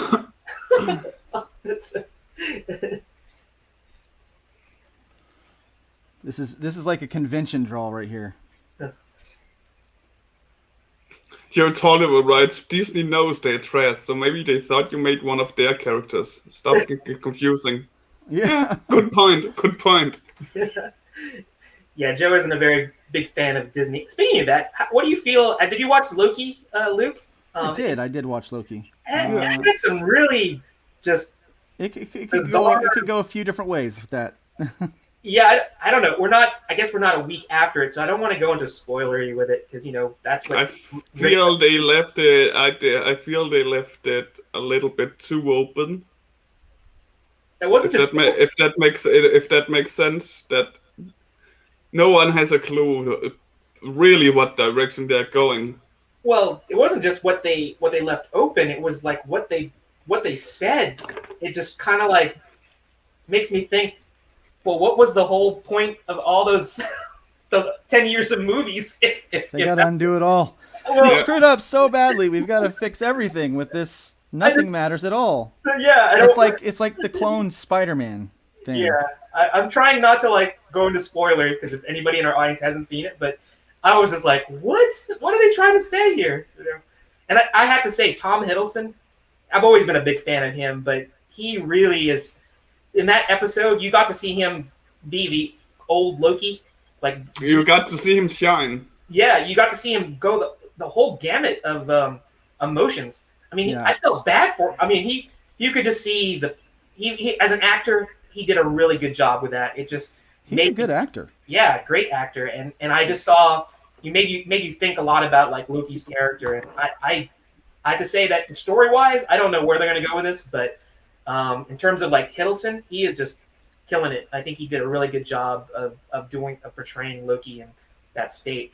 But yeah, we're gonna wait and see how that happens. Oh yeah, I get you, Joe. That they kept it open because they're using it to push movie stories going forward. I think that, and I agree. That's smart as well. Well, Makes sense. That was the whole thing, though. It's sort of like it's like throwing the entire like phase 1 through 3 under the bus. It's like I wouldn't say that. In my opinion, that's not how I saw it. But anyways, with that being said. All right, there's the kazoo that I was talking about, Luke. Yeah. You can see the talent. Oh, that's lovely. No. That's the sign of pencils down. Look. Okay. All right. Yeah. That means you as well, Carol. I put my pencil down this time. I learned. I saw. Isolate my camera whenever I do that. So, yeah. So let's see. I was about to say let's do you first, Luke, but I know. My 5-minute draw. That's as far as I got. I know I need to buy you dinner first before we do that. Yeah, I did. Was this the first one I did? No, let me see. There it is. Oh, I see what you're saying. That could take longer, but still. Yeah, I was like, it was going to take too long. Like that's like a 40-minute draw. By the It time still I looks. down there. I can see where you're going with it, and very heroic, and it definitely emphasizes the whole tank aspect of him. I guess we're going to me. So anyway, this is my tribute to your character here, Luke. Cool. I hope you like it. I haven't got a chance. I wanted to make him look like he's getting ready to charge somebody, like in a tank, as a tank character that he is, and he's powering up. Yeah, it was a fun opportunity to like draw your character. Did anybody in our audience hopefully draw along with us too? Not posted yet, at least, but hopefully it will be posted before we're done with all our drawings. Yeah, so just an FYI, if anybody's out there that wants to draw along with us, you basically draw. Let us know in the comments section that you are drawing along with us, and then post it to the art show, and then we'll share it, and you can get a little bit of a critique there from Mr. Stone, and also be able to share it with everybody. So even though this challenge is done, we encourage you, if you want to draw along, to go ahead and do that and just let us know.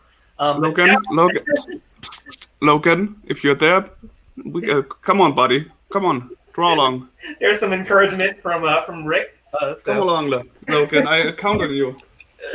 So just FYI, Luke, Logan is Joe Tolliver's son, and he's quite the talented artist himself, and hopefully we'll get him to draw along with us as well. If he's around, of course. Right. Okay, so again, this is another part of the show that Rick loves because it's affectionately called the Rick Challenge. And that's because what do you got? Rick throws something at us. And so that being said, Rick, surprise us. Try to go easy on us. At least go easy on Luke. You can. I'm used to being. Well, it will be easy for Luke. Okay. So that means it's going to be tough for me. So go ahead. Yeah, well, this time around, I've brought back my famous random wheel that I've changed the name for. It's now called a motor, the wheel of motor's misfortune. Okay. Because it's never nice for Yarrow. Yes, it never works for me. So let's see the Motos wheel of. Okay, so from what I understand, both from speaking with Yarrow yesterday, you do music. Oh, I do music. You do music, and you're also into D&D. He spoke a bit about that. So I did those two things here. Hang on. As in with this one, as you can see, I got a big wheel here with a lot of different instruments. I got the violin, I got the hurdy-gurdy, the flute, microphone, harp, kazoo, guitar, tambourine, saxophone, triangle, drums, and piano. And on another one here.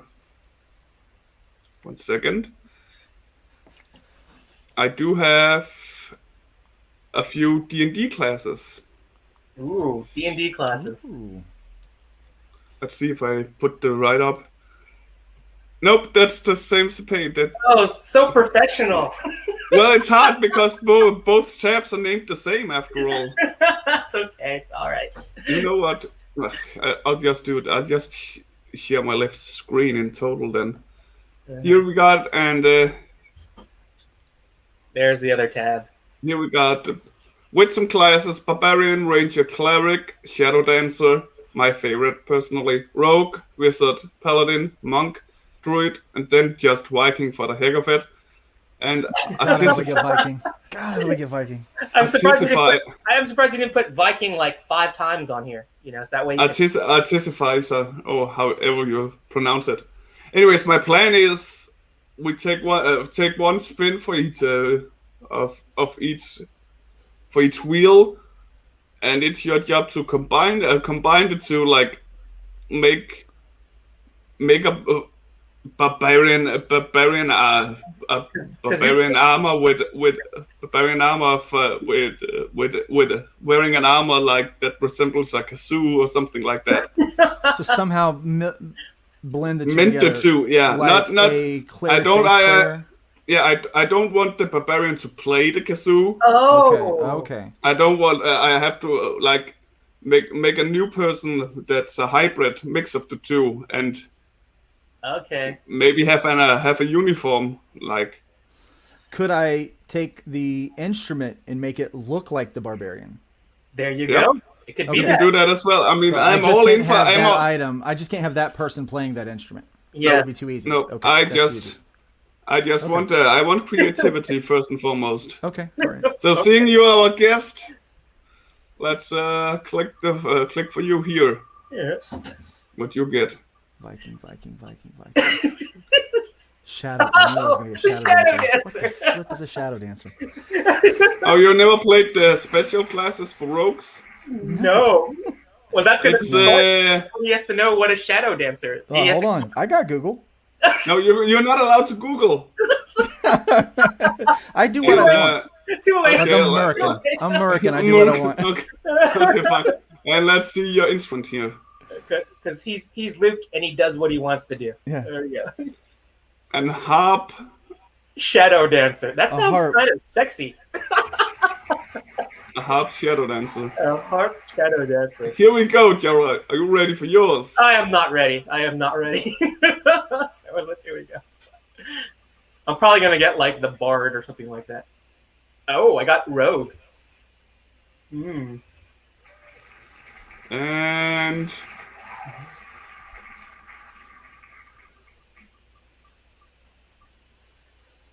what do I get? A violin. I was hoping for hurdy-gurdy. So I think even a violin is kind of tough. And for everybody at home, pick whichever of these you want, and try and mix them together in the most creative way. Okay. And see, this is a bit more challenging than usual. Of my challenges.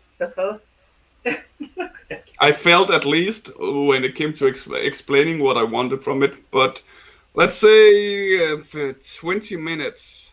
20 minutes, all right. Okay. Yeah, 20 minutes from now. All right. Okay. Let's start this. So I gotta incorporate a violin rogue. Okay. Interesting. Not a violin rogue. Violin rogue. Violin rogue. Okay. I've got to incorporate a harp. And you got to know what a shadow dancer is. So I think our guest got something pretty tough. But shadow dancer has all sorts of like loaded connotations you can put in there. So yeah, for sure. So I guess Rick, you're not going to give Luke any idea of what a shadow dancer is. I figured it out. No, because he had Google. I was gonna help him myself, but he has Google, so I don't care. He can do what he wants. He's American. I can do what I want. Yeah. American. I'm gonna do it the way I want to do it. I was about to make a joke, but I won't.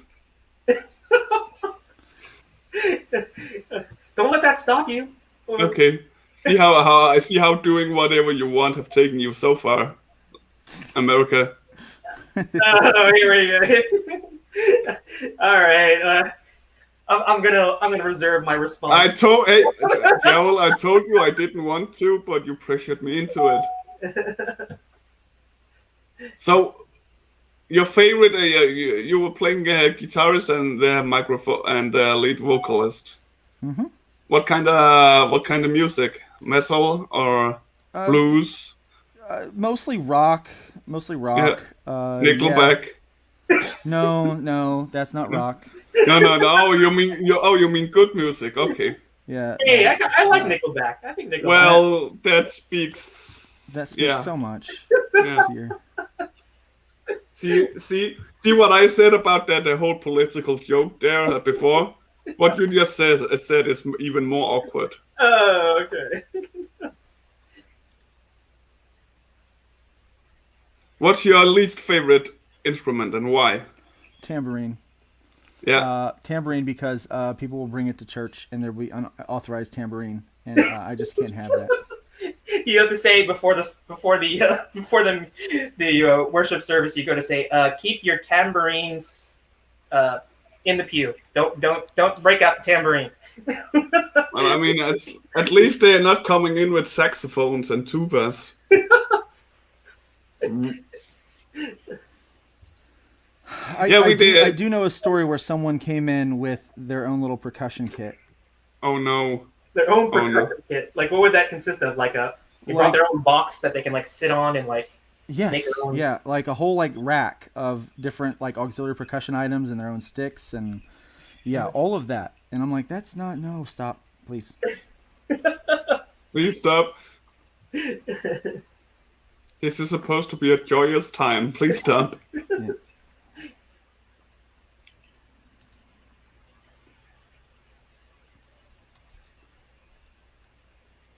You went directly for the elf look. I can see. Yeah, I like elves. Yeah. Well, my favorite. Speaking of D&D, my favorite character of all times is Dres Duerden from Dungeons and Dragons. So yeah, that and I do believe that's the only elf that I actually like. A lot of elf hate going on there. No, not just more like I don't really care about the race or beside Dres himself. Mm. What's your favorite class? D&D class, Luke. Yeah. Oh, definitely warrior. Mm-hmm. Yep. I always went for warrior or barbarian. Yep, same. I like being the. I don't know if this may come as a surprise to you guys, but I like being in your like this in your face kind of character. No, I would never think that about you. Right? In your face, never. Yeah, never know. Confrontations? You? No. I always think of Rick as being very low key, wanting to be in the background, never stirring things up. That's Rick. Yeah. You're a liar. So, what is your favorite class, Rick? I just said it. Barbarian. Oh, barbarian. That's right. Yes. What about yours? Oh wait, let me guess. Troll Warlock. Actually, I'm an equal opportunity. That's a throwback right there. What was that? The Troll Warlock. Oh yes, that was a fun challenge. That was a throwback. It was another one of my old challenges where I had to mix, where I mixed a mythical beast with a class.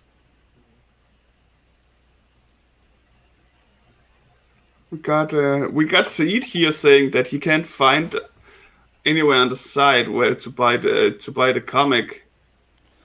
You've got it. There's a Indiegogo link at the top. Hit the button; it'll take you right to the Indiegogo campaign. And there, everything is still in demand.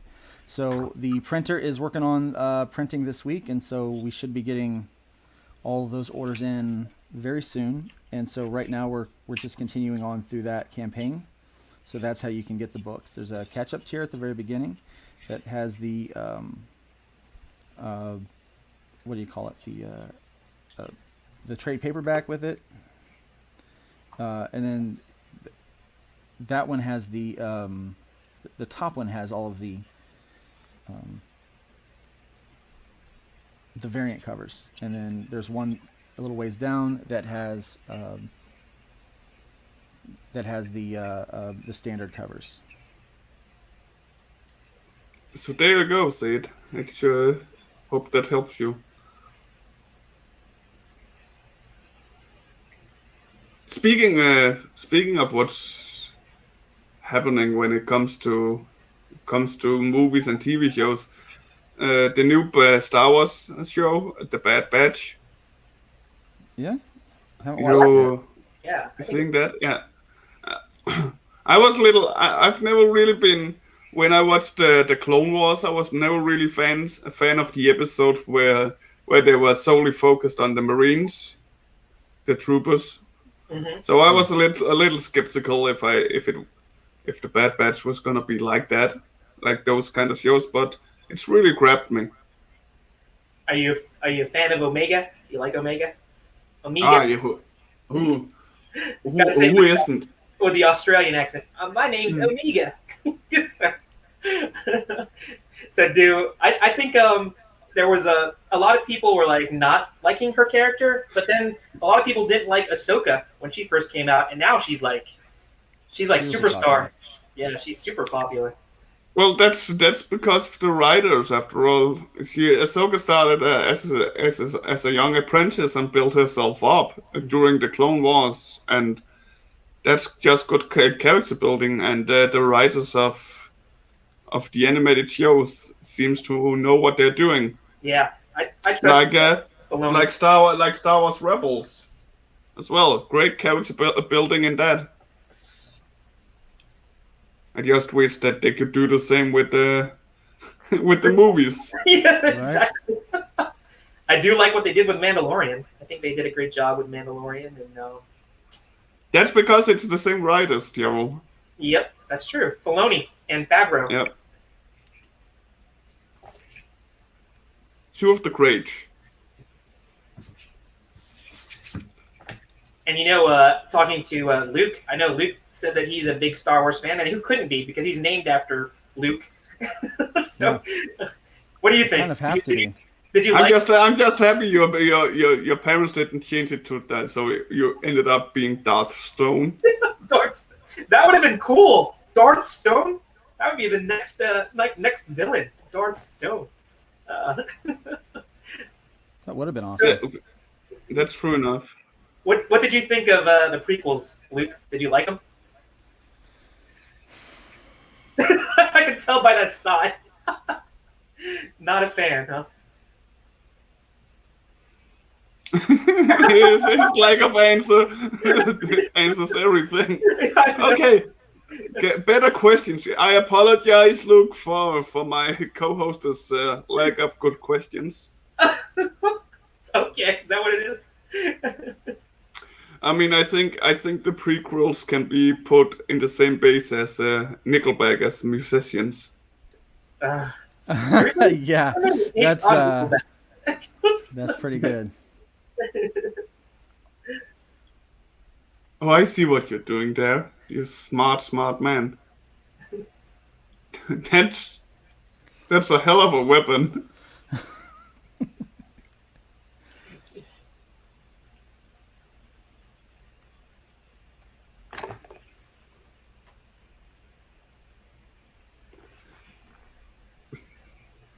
I could look at you. I mean, I could look at you, Luke, do art all day. Joe, not so much. I think he's getting fresh with you there, Luke. He can look at you all day. Well, yeah, I'm supposed to be the funny and flirty kind of host, after all. Funny and flirty, I like that. Yeah. Wow, what was that? Dude, you just said that. That was like, wow. Okay. So, anybody in the comments, if you got any questions or if you're drawing along in this round, please let me know. So I'll keep my eyes open on the art show. Did you say you keep your eyes open and judge them? I always judge.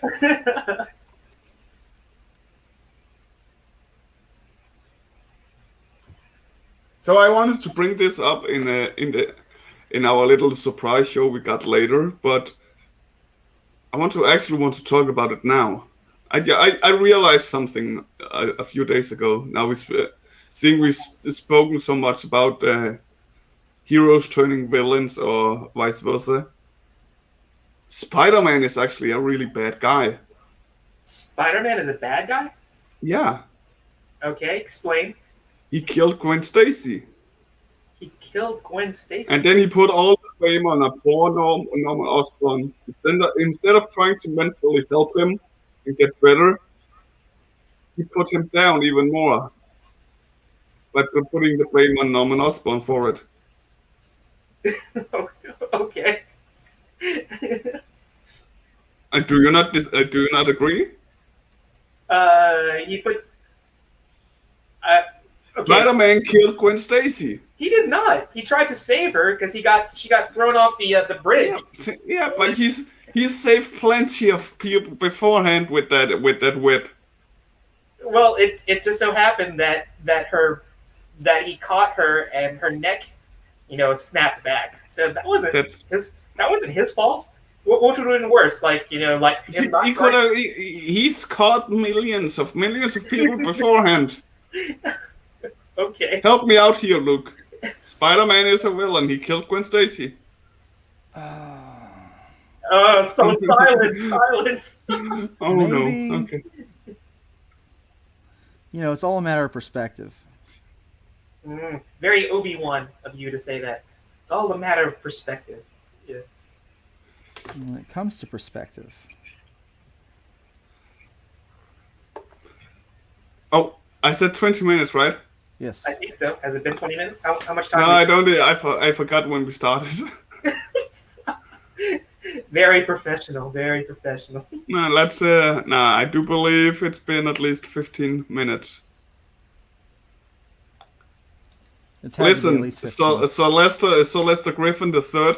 Wait a minute, Spider-Man didn't throw Gwen off the bridge. He tried to save her. Yes, thank But you. as I'm saying, he has saved others falling from buildings before Gwen Stacy. Right? And they managed to survive. How come he's suddenly unable to do it when it's Gwen Stacy? And you had to make and listen, and that bridge was big enough for Gwen Stacy to. She could have moved just a little bit. She stood there on the edge for like how many pages before she got dunked over. Oh, so now she could have moved. She could have taken just a few steps. No. Now it's the artist's fault. I think Rick is trying to I think you're reaching. So the artist killed Gwen Stacy. The artist killed Gwen Stacy. But the artist also drew Spider-Man. So therefore, it's Spider-Man's fault. Okay, you really thought for a long time on this. Mic drop. I'm going to have to disagree. I'm going to have to say, Luke, I'm sorry for my guest pour. That's not even like a question. That's just his. Hey, you listen. I saw how Luke suddenly started to contemplate the whole idea of it. So. But did he agree? I didn't know. I don't think he did, but he didn't disagree. I did whatever either. it is you wanted me to do.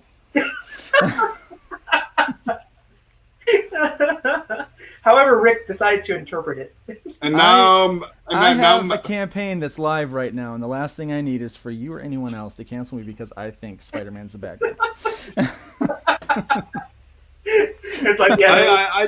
I get you, Luke. Wink, wink. I get you. Wink. But Marius, Marius, one of my great friends and one of the many artists we've had here on ComicCast, just ruined the whole back and forth story that I had planned for this by fixing the answer by saying the writers and artists of comics are the villains of the story. Yeah, I am thank you. one of the stories. Yes, I agree. Yeah.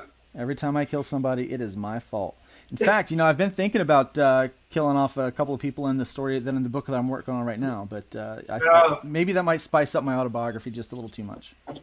I don't know. Then you'd be giving into like that whole like Marvel DC thing that's like, hey, we need to make our sales go up. Let's kill a character, but they're not really dead. He missed it, Rick. He missed it. I missed it? I said it might spice up my autobiography. Oh, okay, yeah, I gotcha. But did Rick catch it? Of course. Rick is like going, I was like, I don't know. What am Nothing gets past Rick. Listen to Luke. He already knows. Well, I heard the silence. I heard like Rick go, I'm supposed to what? Supposed to catch what? No, there was no silence. What are you talking about? I was building tension. Oh, That's what good writers do. Okay. Building tension. But you obviously don't know about that. No, I guess not. Ouch. Seeing you questioning me like that. Shots have been fired. Yes, I'm wounded. So yeah, time is actually up. Time is up. Okay. Yeah. I have stopped. Okay. No, you haven't. Stop lying. Oh, all right. Gerald. Okay. Oh, very cool. Oh, wait. Isolate that. Did we lose his No. Just wait. Oh. Cool. Can you zoom in there, Luke? Let's see. Oh, here we go. I really like to know how he handles that weapon. It's fantasy. Yeah. It works. That's all you gotta say. I tried to throw some detail into the armor pieces and costume, but that looks so cool. I guess we should hide this from Marvel because maybe their next Marvel character, like since they ripped off they ripped off Black Panther, his kinetic energy absorption thing. They're gonna rip off your harp weapon. Yeah. Good luck animating that. I know. That's so insane. In my head, it works though. Yes, it does. Well, I can see it work. Around. I'll also see the enemies be like shredded cheese. Yeah. Pretty much like sliced bread, Yes. Like government cheese being sliced up and. Well, I like what you did here with the whole violin look, Gerald. Yeah, I decided to kind of like what Luke did. I decided to I took the violin strings and made it her weapon, and then you can see the violin bows there in the background. It's a nice face. I like that face a lot. Thank you. She kind of has a Jokerish smile to her, doesn't she? She does, yeah. Okay, guys, are you ready? I'm always ready. I'm always, yeah. Luke is always ready. Because I'm seeing something here on the art show that just blows my mind. All right, let's see what it is. This nice. Wow. This is from Marius, the artist on Barbane. Crazy. That's great. This looks absolutely amazing. Mic drop there. That is pretty freaking cool. That is awesome. Luke, I think you might have a variant Trashman. I like that a lot. Get a hold of me. I like that. That could be done. And Marius did this in what? 20 minutes. Yeah, he said around 20 minutes. Very cool. And we got a Joe Tolliver here as well. Oh, so which class did he do? And instrument? Can we zoom in a little bit? No. Wait, we might be able to in a second here. No. This is the full size. All right. Well, let's maybe Joe can chime in the comment section and let us know what what class. Yeah, because there's no comment about it either. But I'm gonna like this as well with a heart. But that's really good work, guys. Very cool. I have a feeling our most loyal member is an artist isn't here today, Sarah. Yeah, she's been very quiet. She probably has something going on today, but maybe she usually chimes in with her art as well. So. Mm-hmm. But yeah, I mean that was good. That was really good. Mm-hmm. All right, so we're rounding it out. We're going into our third live drawing challenge, and I want to thank Luke. That was pretty cool. I think that was a very interesting challenge. Shadow dancer. Now that we don't, that the challenge is over. What is the definition of a shadow dancer? Rick? A shadow dancer is a rogue with teleportation-ish kind of powers that can teleport from shadow to shadow. Oh, interesting. I like that. So That's just being as basic as possible. They got more intricate powers later on. The more they rise in level, and they can make tendrils out of the shadows to attack for them and stuff like that. So that's an expansion class, I guess, in a different advanced Dungeons and Dragons, I guess. But very cool. Let's as we go into our last live drawing, I want to be able to I want to bring this back up because we are going to learn a little bit of the connection of Trash Man to another character in the hybrid universe that Luke has created. And this is, I don't know, is this a spoiler per se? No, not really. Not really? You, Okay. you learn it in issue 5. In issue 5, okay. It develops more in issue 6. It becomes a real, throughout the Killing Field arc, it becomes kind of a big point. Okay. Yeah. All right. So as long as I have your permission to like divulge this information. So You do. our third drawing challenge is going to be Chlorine, the silent but deadly character from the hybrid universe that Rick so adequately described. This is her second costume, and I also want to show her first costume, which is right here. Yep. And our audience, if they want to draw the short-haired version or the long-haired version. So you see her here, and again. And I definitely like the. I think I'm partial to the her new costume. I like that a lot. I like the new hairstyle here. So this is going to be a great opportunity for Luke. In fact, I'm not even going to spoil it. I'm going to let Luke tell the story about the relationship that I'm kind of alluded to in terms of another character, her character to another character. So Trash Man and Chlorine are they're an item. They're a thing. Couple. Yeah, they're a thing. They're a thing.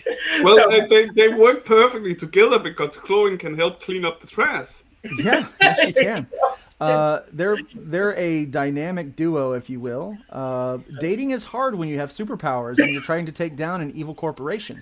Uh-huh. So you don't get a lot of normal opportunities to meet someone. There's not exactly a what do you call it? There's not really like Tinder a for dating app. superheroes. Yeah, there's Yeah. not really that. Yeah, there's No, not really that. hey, there's no my Cupid.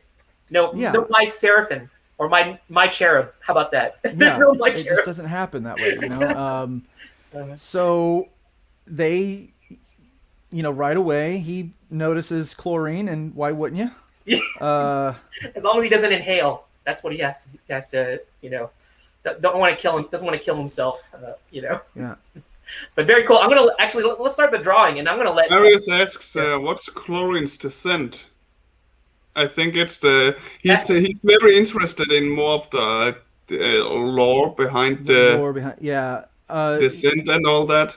But if that's too much spoilery, well, it's each one of the characters are somewhat tied to some mythology. And the shadow dance, there are people so kind of like the shadow dancer idea where people can transport into the shadows. That's kind of where she's at. She can, it's in that same vein where she can become not a solid, but a gas, and that kind of thing. So that's really kind of what we do there with kind of where she's at. But she's still just so her powers are kind of like a conglomeration of a few different things and different, like more like shadow walkers, more kind of the horror side of things. So yeah. Mm. It'd be interesting because in none of the pages that you've provided to me, I haven't seen what she, how she goes into this gaseous state, or does she does she? She farts, Daryl. She does not. She does not. It starts with a fart, and then she turns that way into a glass. That is not what happens. So it'd be kind of interesting because I'm going to have to do my own interpretation because I haven't seen how she goes from different states. And I'm going to be. That's the good thing about art, by not that Luke didn't tell in details everything, because that opens up for creative fan art. Yeah, That- like that what? is Yeah, true. like how do That's you want true. it to look? Like Yeah. in the books, you see how it. Like you eventually see what it looks like. So Okay. it happens like a few times. It's Okay. not like she doesn't like. It's not like her go-to. Uh-huh. She'll do like these little like gas bombs, like little pops of chlorine gas, and that's mostly her go-to. But even before she got her power, she was a kickboxer. Right. So like, so in her head, the most effective weapon she has is her own body. Mhm. Yeah. It'll So be very cool. I'm like Yeah. I'm like coming up in my mind how I'm gonna like pull this I'm off. coming up with my mind on how Maris could make this look extremely awesome. Yeah. All right. So I think this is a good thing. We are rounding it out here at let's go ahead and start the challenge and then Hang on. Okay, you can start now. Okay. To 15 minutes. and then I'll leave it up to Rick to kind of like figure out how he can like I saw that somebody said that they wanted to get the comics, but they won't go to Indiegogo. I'm not sure why. Like, not sure what the struggle I there think is, that's but- I think that's a personal reason. All right. Well, you can just message me on the website, and we can work out. I can give you my PayPal or Cash App, and then I can just mail you the stuff that I've got. So yeah, I'm just looking up if we missed any questions. Not really. And I'm sorry about the messages sound. That's on me. I'm deeply unprofessional. Well, You can't be professional all the time. not all the time. No. So who's your favorite X-Men, Luke? And you can only pick one. Gambit. Gambit. Good choice. The good guy. I'm happy you didn't bring out one of the more obvious ones. No. It was Gambit. The relationship between Gambit and Rogue was always my favorite. Oh yeah. Also at the story-wise time where Iceman got involved. Screw that guy. No, but the whole story between those three, around that time was when I got really interested in it. Yeah. In X-Men. I was always Team Gambit. Yep. I don't remember that storyline. Iceman got involved? Screw that guy. Maybe he was just being protective of Rogue, and Block that from my mind. I don't remember that at all. But yeah. it's a long ass time ago. Mhm. Who's yours, Gerald? Cyclops. Love Cyclops. What? Everybody hates on Cyclops. The writers hate on Cyclops. Cyclops is nobody's favorite character. How is that even possible? He's my favorite. It's Gerald. How can it surprise you? He's my favorite character. He's always been my. I mean, back when I discovered comics, I always thought they gave him they always made him like a jerk, and they always just He's like Logan tends to call Wolverine. Logan tends to call him the Boy Scout for a reason, after all. But in the recent years, they really messed the poor guy up. yeah. Although he did end up. He was the Goblin Queen, Jean Grey, Emma Frost. He definitely had relationships, but Yeah, he's. but they beat him up. They definitely gave him. I mean. So also, here's the deal. He's kind of like the Tom Brady of the X-Men. Yeah. Never thought of it that way. I do not know that reference. I'm guessing Tom Brady is an athlete. Yes. Yes. I like the silence. I know who Tom Brady is. I know, but I just love saying it that I don't, because I love watching listening to the awkward silence that happens for like that second after.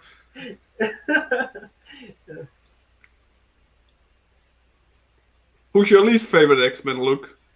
Cyclops. I think that was a given. Alright. What about you, Joel? And if you say Gambit, we're gonna have. It's gonna be I like like Gambit. Civil War over here. Yeah, I like Gambit. I don't know who my least favorite X-Men is. I have to say that I kind of lost interest in some of the X-Men because it just got like there's just so many teams. I mean, so many characters. This went off the rails in terms of like how many different. I'm more thinking like in the glory years. So the most when they were biggest. I've always hated Lockheed. I don't know why he's ever been there. Stupid dragon out of nowhere. Why? He's not even. It's just dragon. It's not even a mutant. How can he be a member of X-Men when he's not even a mutant? He's not really officially an X-Men. He's Kitty Pryde's pet dragon. I mean, no, according to Charles Xavier and Cyclops, he's an official member of the X-Men. Oh, I did not know that. Stupid dragon. So everybody can become an X-Men these days. Well, he's an alien dragon, so he's not just a dragon. He's an alien. But he's not a mutant alien dragon. Gerald, how do you know he's not a mutant? He might be a mutant among his kind of dragons, So. Go back to listen to listen to Nickelback while you love Cyclops. You know what? See, now that you mentioned Cyclops as your favorite, I understand why you also like Nickelback. He's basically the Nickelback of the X-Men.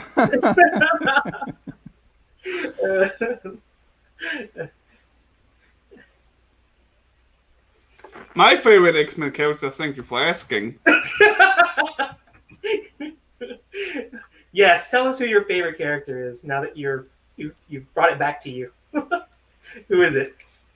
Nightcrawler. I like Nightcrawler is a very cool character. I think he's been I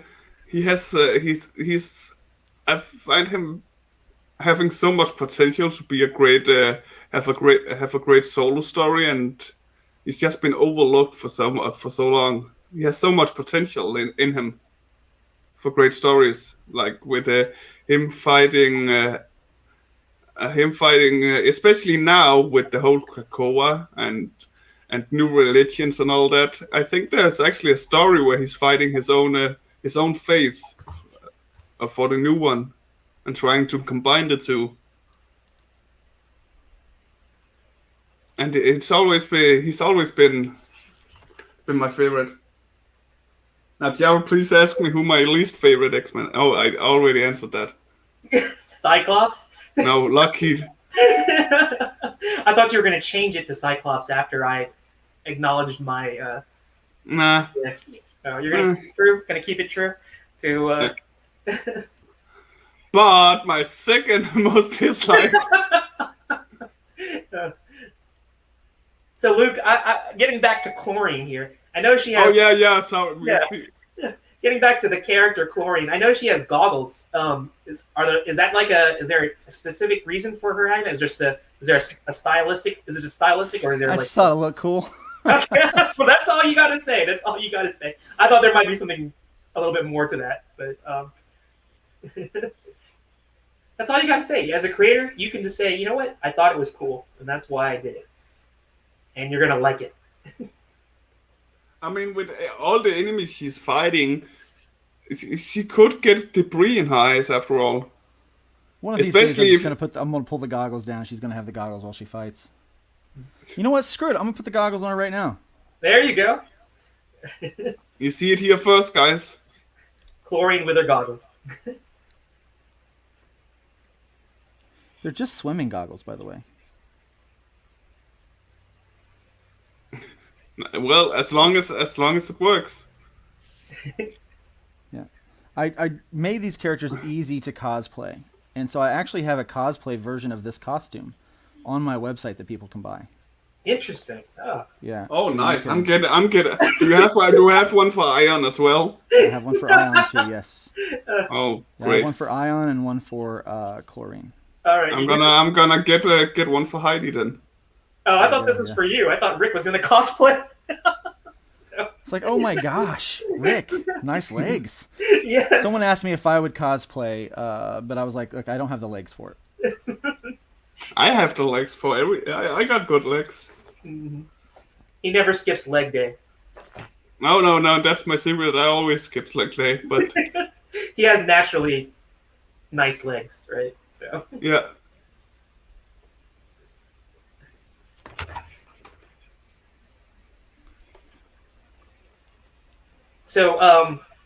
Luke, tell us about the relationship between her and Trash Man. I mean, Oh aside yeah. from you mentioned that because it's very hard to date in the superhero community. Was there anything else was there like a traumatic event that brought them together or No, just he can't find a shirt that fits because he's like like a 7XL. Oh, I And know that feeling. and so she's trying to put so she is putting the costumes together, and she never gave him a shirt, and so she likes the big guys.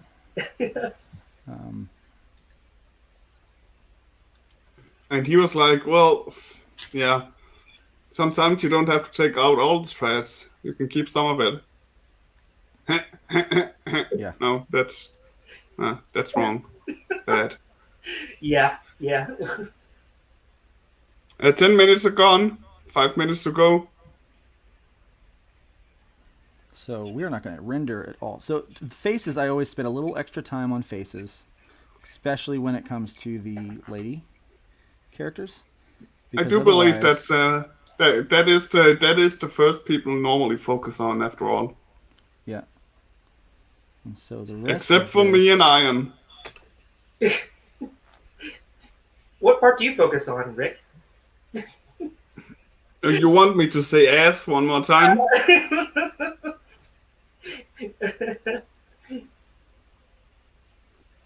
And I can see Luke knows how to tamper to his audience because he's doing a great ass right now. I've got great inspiration at home. You got a great ass as well. Is what you're saying? I have a lady with wonderful assets.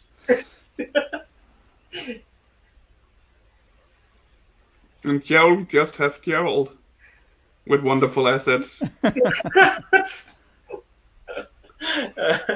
was a compliment, I think. Yeah, I'm trying to figure that one out. Yeah, don't hold your breath.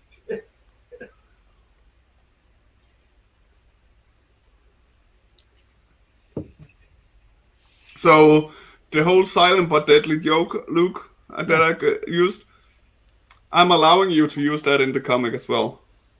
Okay. I'm giving that to you. You're welcome. Well, I appreciate it. I will probably use it because it's kind of funny. Yeah, you said you had that Joker guy. I could easily see him do it. Like, what he's gonna do with her silent but deadlies. Or something similar. There, I just wrote an issue for you. A whole issue. About silent but deadlies. That should be the issue's title, Silent but Deadly. I'm on it.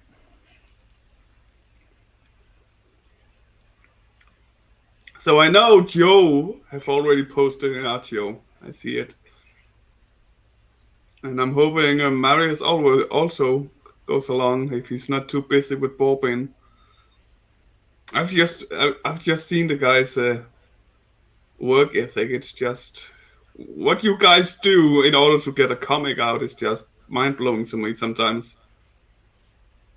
How many hours a day? How many hours a day do you actually sit and work on this daily? Give or take. Well, I work a full-time job. Mm-hmm. So I can only probably get about 5 hours in the chair a day, and so I try to take advantage and get a full 5 hours in if I can. Sometimes more. You had you were telling me that you try and do 5 to 9 pages per week. Per week. That's pretty incredible that you could do So that. how fast can you get if you also had to color it, how fast can you do a page? The coloring would take forever. That's the thing. Yeah, coloring will take all day, but pencils and inks I can get done fairly quickly. And is this your normal process, or is this your sped up process? Because this is a timed. This is my normal process right here. Okay, so loose sketching directly into inking. Mm-hmm. Yeah. I think that's That's the basic approach for for this style when it comes to digital. I see a lot of artists do it like this, where they don't go into details with the pencils unless it's going to be used. Yeah. The pencils as well. Yeah. There are times when so like right here, I would do more rendering, but I know the time is limited, so I'm not gonna do Yeah, you got 1 minute. rendering. Yeah. So I'm gonna finish off the. You remember the apps though, so that's important. Yeah. Let me see if I can ink a decent hand without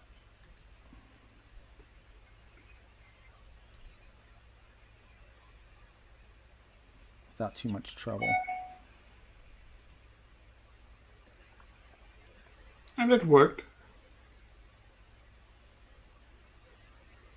And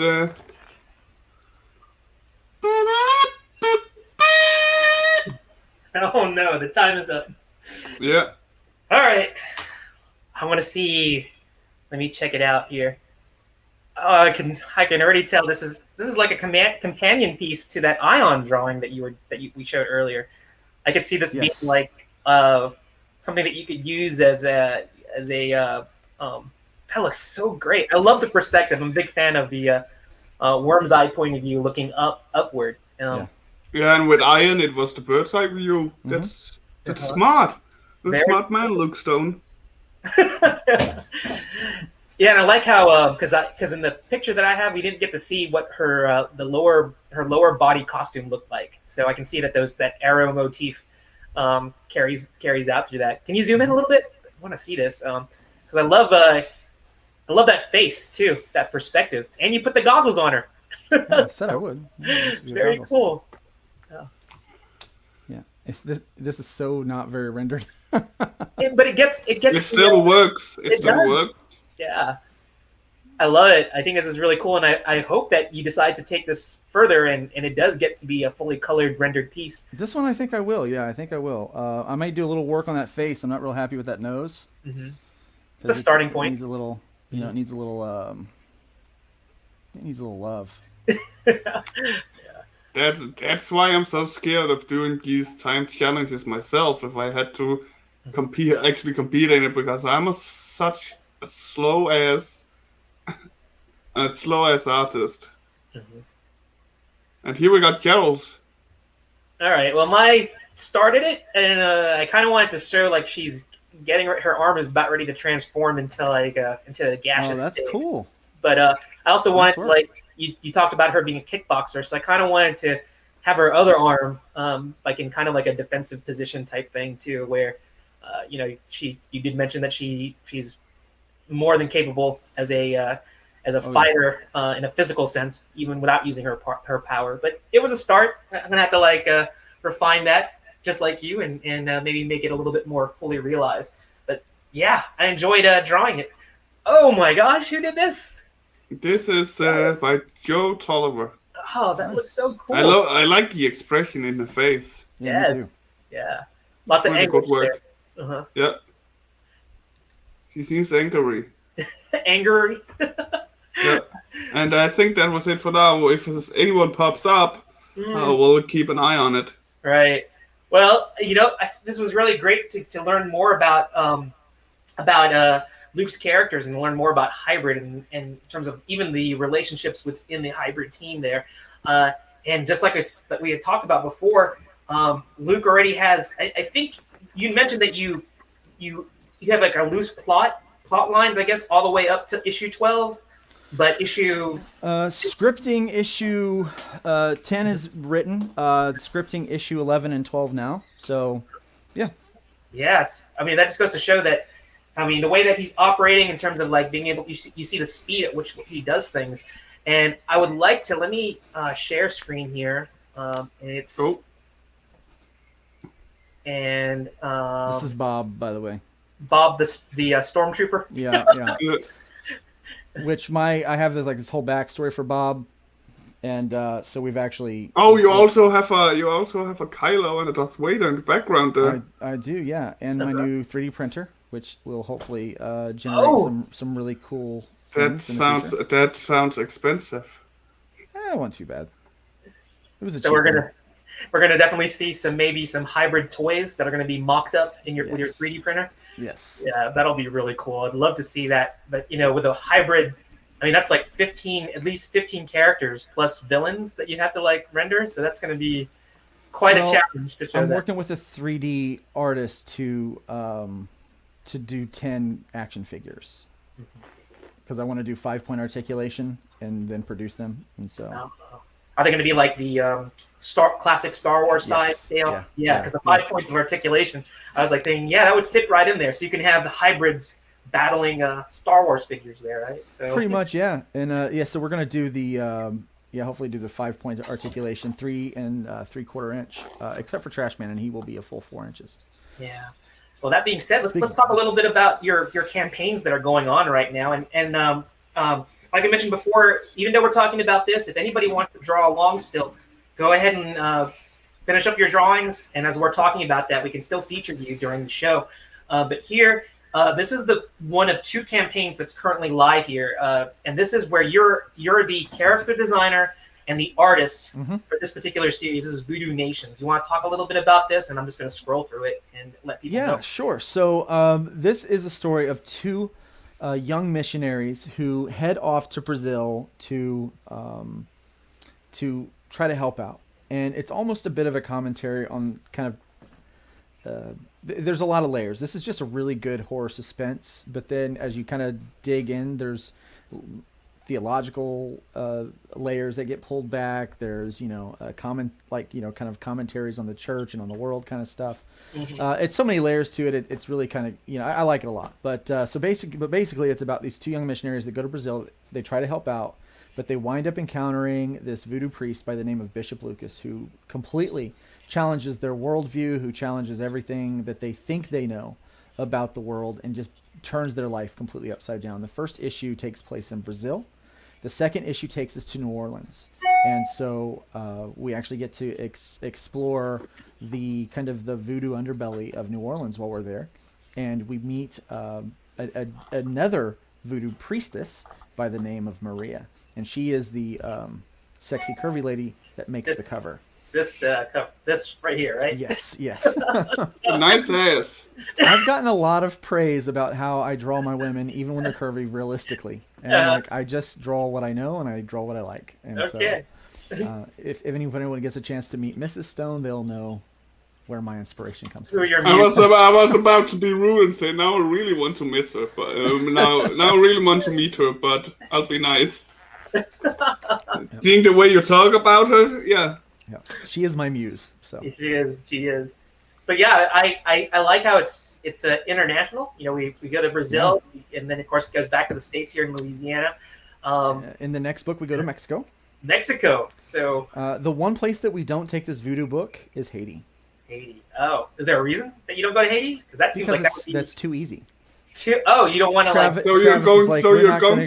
We're not going to go easy with this. He's like, that's so you're going to Denmark? Because voodoo is a big thing there. He just said everywhere else but Haiti. So well, as far as what's known for voodoo, we're hitting 3 places. We'll be back in Brazil in issue 4, so it wraps up issue 4.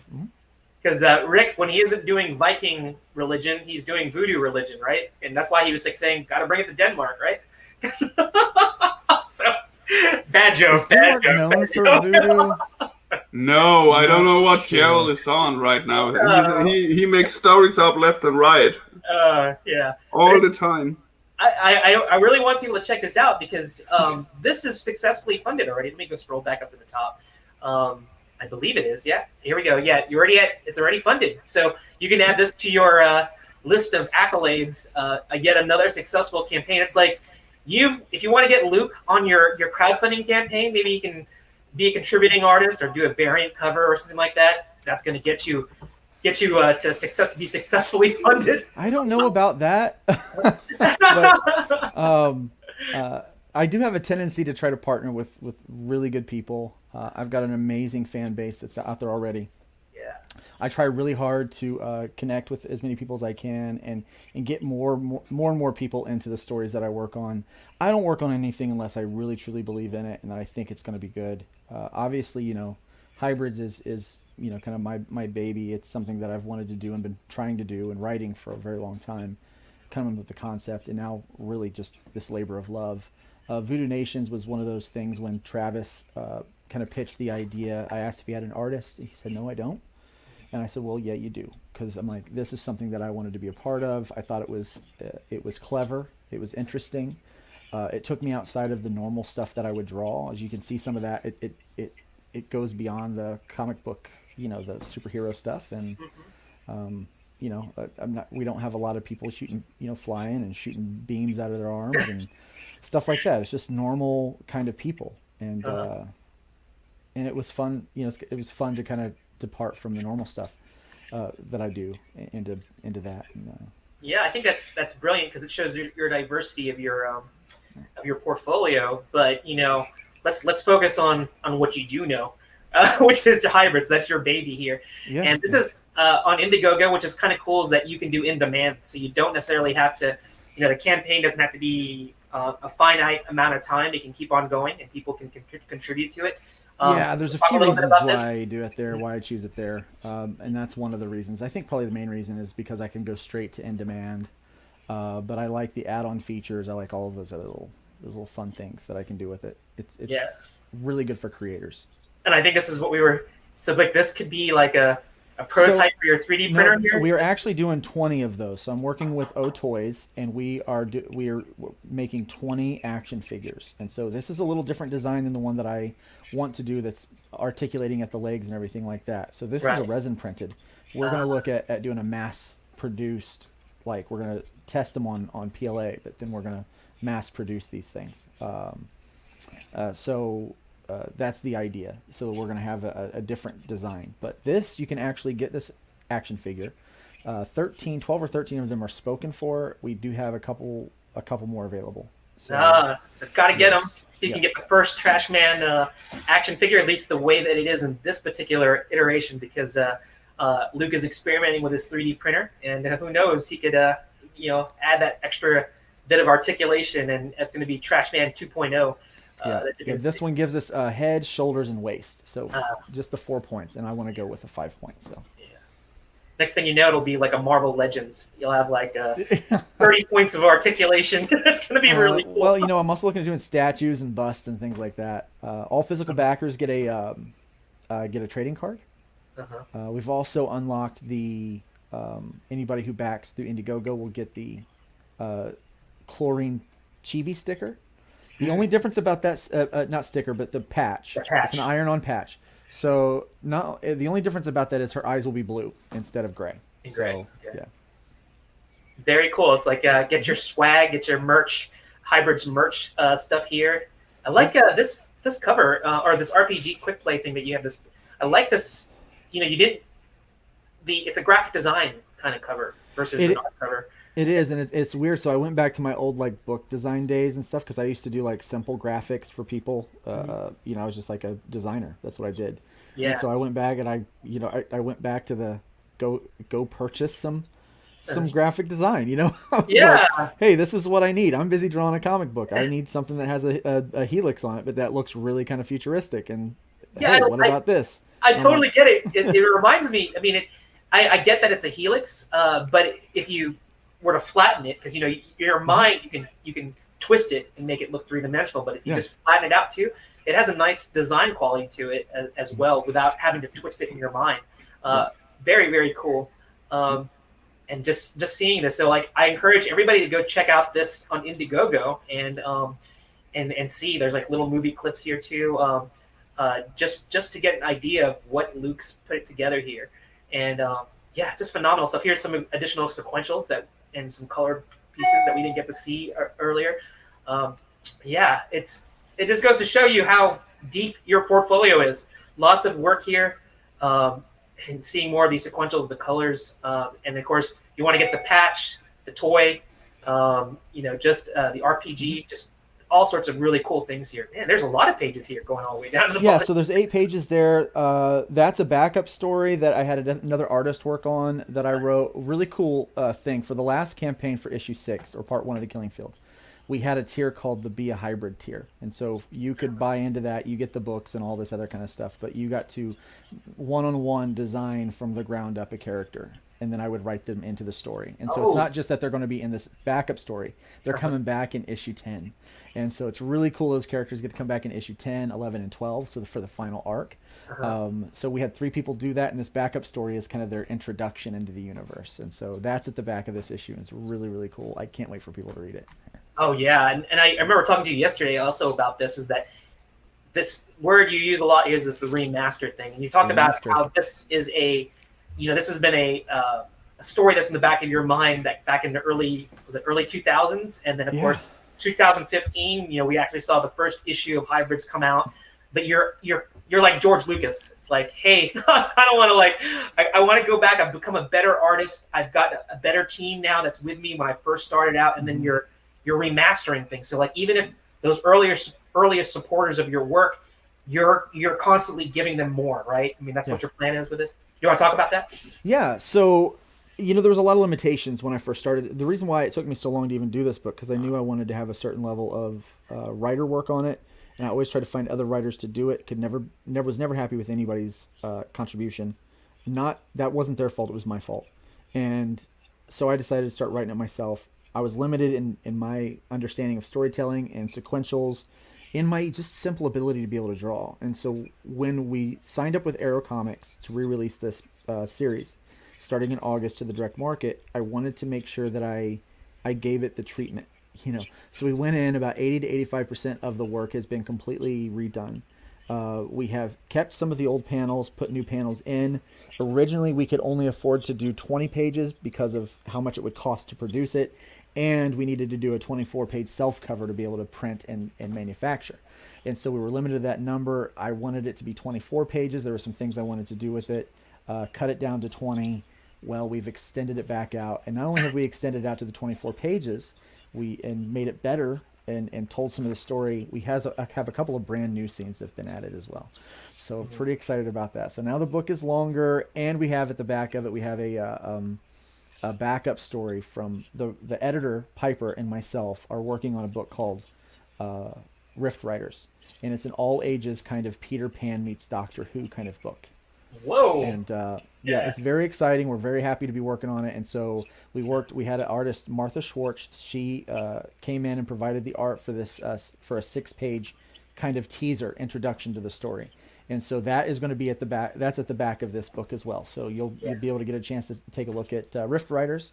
And so we're looking at hopefully sending that book into production in September.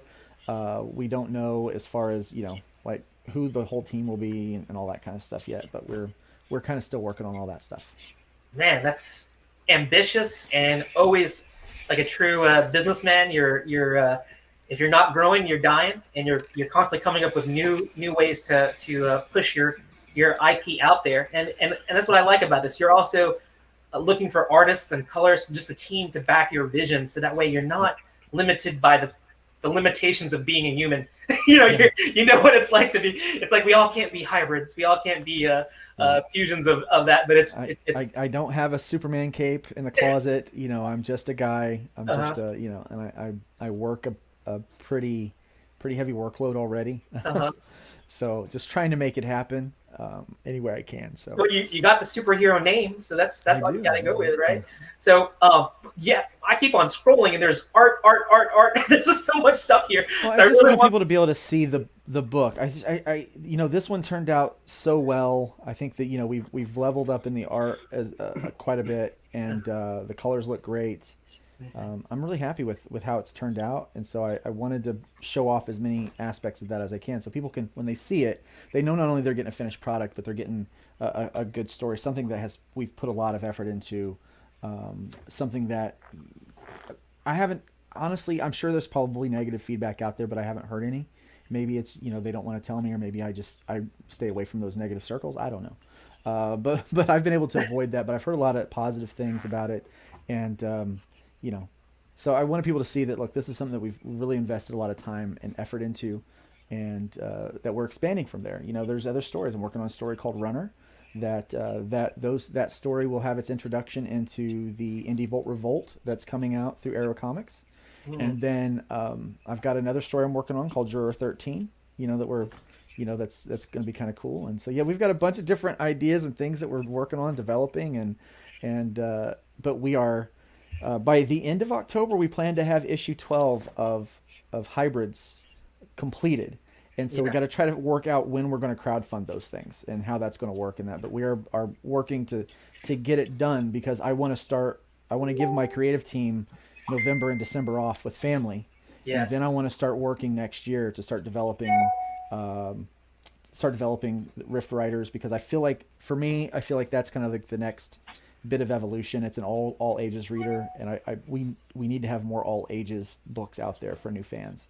And I totally love that, and that's we can do another show in terms of like your philosophy in terms of the crowdfunding platform, how to build your story, to branch it out and to come up with to approach many different demographics. I just think that's brilliant. And I'm just going to sort of like touch on a few things here in terms of our audience, in terms of like what you just need to look at and what Luke just said. I see your finger there waving. Let me just finish my thought. So I think that if our audience, if you're a creator and you want to explore the crowdfunding platforms, this is something that Luke has as a creator, he's exhausted that. He utilized those crowdfunding platforms, but he's also realized there's a limitation of them, because with crowdfunding platforms, you can only go as far as once the campaign is completed. That's all you got to wait till it's fulfilled before you can get to the next project. And I think that Luke is actually using both platforms, so he's being able to maximize. He's cheating the system. Well, he's the rascal. He's utilizing it to the fullest extent, but even that is not enough. And that's the reason why you can go to his you can go to LukeStoneStudios.com, and that's how you can go there too. But now he's with Arrow Publishing, is that correct? And so like he's figuring out ways to get around that. And then he's also come up with ways in terms of like delegating things. His vision is still there. I use the George Lucas comparison because that's true. He's learned that he doesn't have to be the guy has his hands in everything. He knows that he can oversee it. He can be Overwatch. He can kind of look at that, and then he finds the talent that can help him speed up the process. So it still has the Luke Stone DNA in all those projects, but he's found ways to work around it, and that's the reason why issue 12 is going to be like around September and released. I think it's going to be like getting everything, all his ducks in the row, so that he can let his team enjoy the November and December, and then still hit the ground running come 2022. So that is a great lesson, and I'm going to have Luke. You're going to have you on the show another time so we can go deeper into that whole thing. But in the meantime, I'm happy to do that because it's a lot of fun. It is, and I have to say that you shared me with some of your process in terms of having a layout artist that you art direct and talk to when you're writing the script, and how then you communicate with them, and that helps you speed up your drawing process. So that'll be for another day. We were going to have another show for that. I noticed my co-host Rick was like waving his finger. I don't know if he was telling me that I'm being bad or what, but but Rick, you had something to say? Go ahead and share that. Well, I don't have something to say. Marius has something to share. Okay. Oh, nice. Here we go. What'd you think about this, Luke? I like that. You should really take a look into Marius' stuff, Luke, because he's absolutely amazing. Yeah. I like what he does.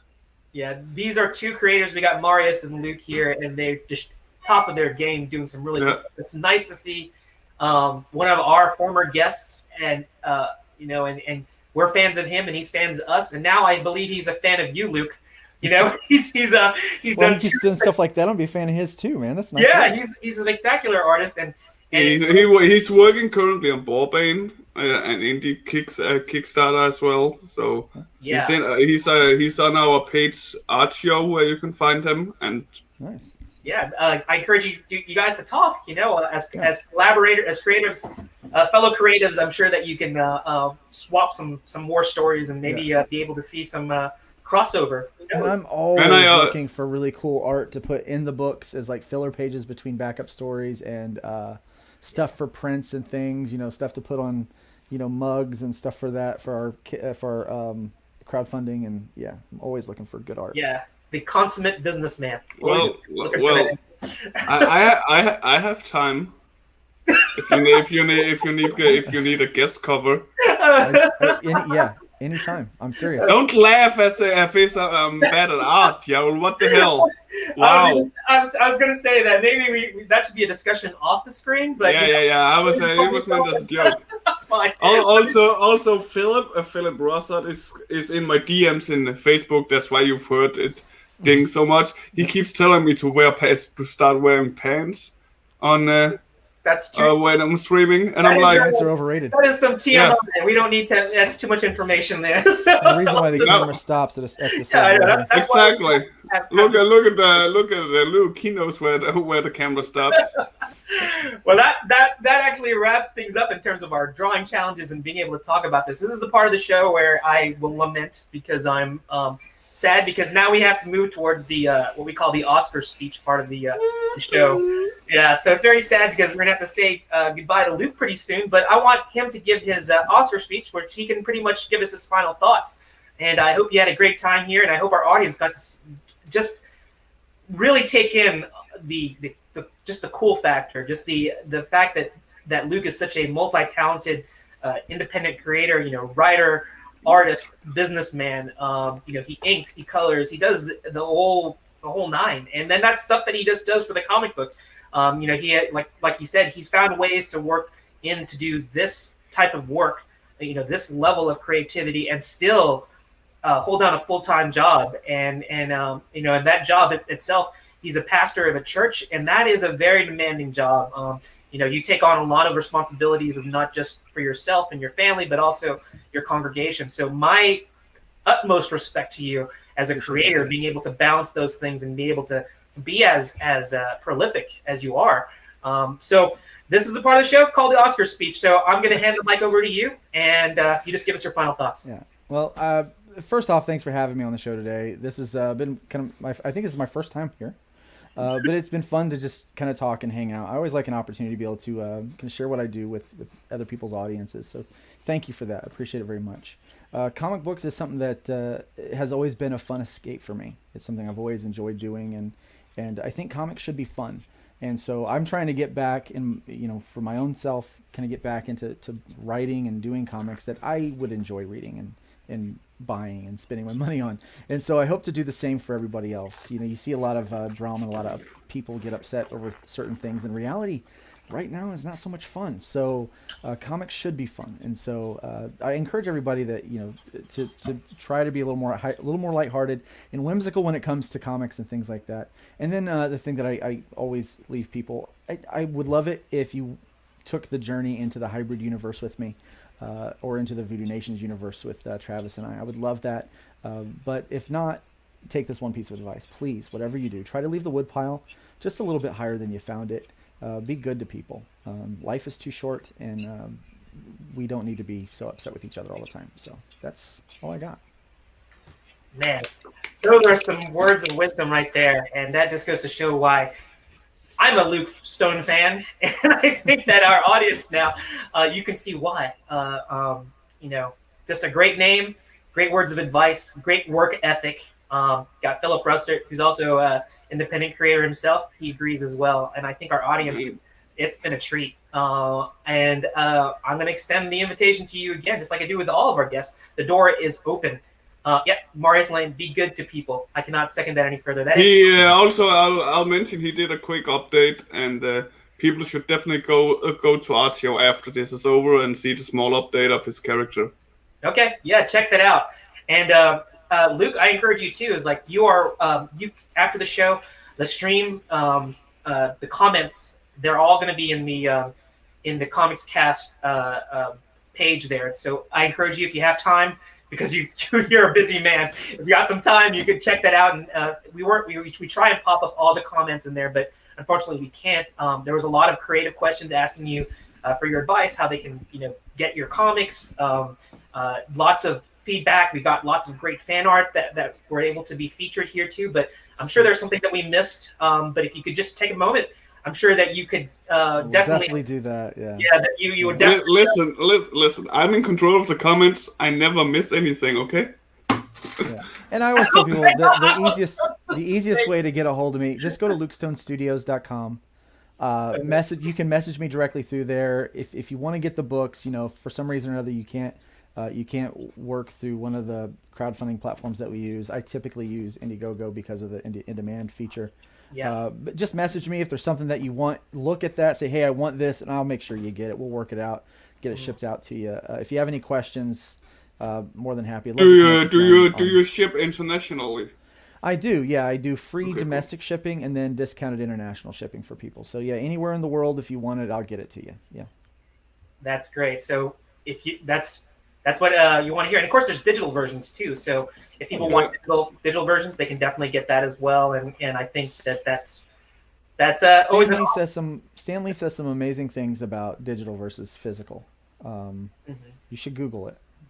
And I have to say that I do love the physical, tangible comic, being able to hold it in your hand. There's something about it. I think with any in comics as a medium, it's such a it's more substantial. As much as I like the convenience of having a PDF or a digital copy, being able to hold it in your hand and actually smell the ink and stuff like that. Yeah. But not all of us can pay for pay like $25 per shipping for simple 30 page. Floppy, yeah. I can't afford that all the time. So if I want to support as much as I can, I have to do digital a lot of times. Yeah. And that's a reality. And the fact, the point of the matter is that as an independent creator, or even from the mainstream comics, is that everybody keeps on saying comics is dying. It's not. It's able to reach beyond. It's mutating. What was that? Comics is not dying; it's simply mutating. It's mutating. It's right. We're finding ways to reach new audiences, and whether they're in Denmark, the Philippines, Egypt. I was reading something about, like, even in Africa, where there are parts of Africa where there isn't a lot of comic exposure. There was a creator that was thinking about putting up a library where he's going to I hope that when people get floppies, of the comic books, is that because they're not the most if a lot of people read them, they can be very delicate. But the fact that he's willing to set up like a comic library in rural Africa, I think that's amazing, because who knows, the next Jim Lee, the next Todd McFarlane might come from Africa if they just exposed to like these creations. And I have to plug for a second Liberty Distribution, which is something that Varian Grant has put on. He's been working on this thing for like 4 years, and over the last year he's really launched this thing.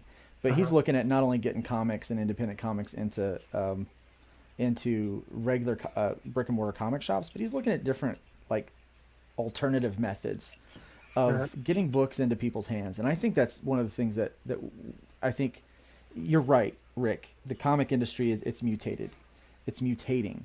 I think we are at the beginning of or maybe not even the beginning, in the midst of kind of a renaissance of comics, if you will. Kind of a new golden age, and most of it's coming from the indie groups. I'm not trying to say that all mainstream stuff is bad. Some of it's good, but it's some of it. It's not leading. It's not leading anymore. The big two, as we tend to call them, is not the lead anymore. They're not leading anymore. But people are. I think especially since the pandemic, when the big guys were like pencils down, all us indies were like, no, pencils are still up. We're still doing this. We've always been doing this. And so people started finding that there's other stories and other characters and other universes that they can indulge in and have just as much fun, if not more, than what they were from the big two. And that's why something like Hybrids, where we are 7 issues deep. You've got a role-playing game that's attached to it. You've got action figures that you can get with it. There's all this universe to it that's spinning off, and with the promise of even more. People are getting into those things because that's what they want. And so there is that evolution, if you will, in the industry. And I think we're starting to see some of the most creative and in-depth characters and storytelling take place in comics since the early 90s or mid 90s. And it's coming from a lot of these indie creators out there that I've just fallen in love with their work. Absolutely amazing stuff.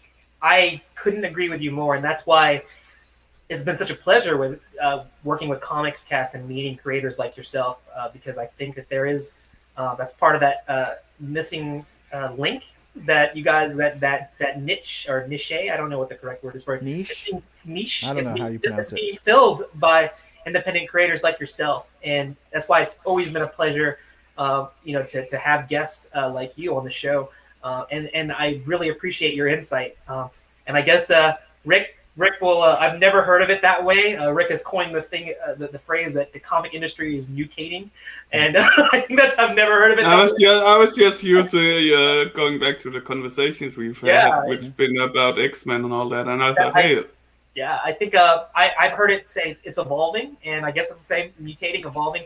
I don't know if that's copyrighted now. I don't know if Marvel has a copyright on that, but the point of the matter is it's growing, and we'll find out tomorrow, Joel, if this is a strike. If we get our video banned for Rick using mutating comic industry, but yeah, because it's okay to say but mutants, no. Exactly. So thank you so much, Luke. As we close the show, we always close with this particular part, which is let me pull up the screen. And this is our charity partner. And let me go to the banner. And because Rick should have been on this, but I guess he was so talking about. You have to do something. You have to do some work here. I have to do something. Okay. Well, this is Golden Fight. Golden Fight is an organization we are not financially tied to or affiliated with in any way, except for our admiration for what they do. They are friends of with the leadership of ComicsCast, Joe Tolliver, and they are a great organization. They're a great charity, and they're an organization that I like to call big enough and small enough at the same time. Small enough in the sense that they are not nationwide, they're not international. They're very focused in their approach. And their focus is in my neck of the woods, which is the Mid-Atlantic region, DC, Virginia, Maryland. And what they do, this is the big part about what they do. They help families who have children that are dealing with terminal illnesses like cancer. And through their big hearts, 98% of the money that they raise goes directly to the families that are dealing with this. Because when they're focusing on healing their child, inevitably they will have financial difficulties, and Golden Fight is there to help them out. And that 2 to 3% that they have to, that nominal amount, that is for administrative fees.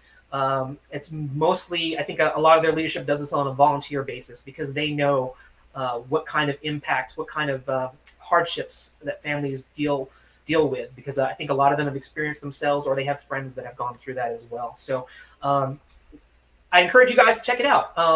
We are not, like I said, we're not we don't want you to just go there and contribute if you can. That's great, but we just want people to be aware of organizations just like this, because they are, like I said, big enough and small enough at the same time, and big hearts. So check them out. They are at goldenfight.org. And let me close this out. And I'm going to say thank you once more to Luke. You've been a wonderful guest. The door is open, and we look forward to seeing you again when you're ready to drop that next project. You let us know, and we'll get you on the show. All right? All right. Thank you very much. Okay. Yep. So, Rick, you want to take us out? We'll see you guys later.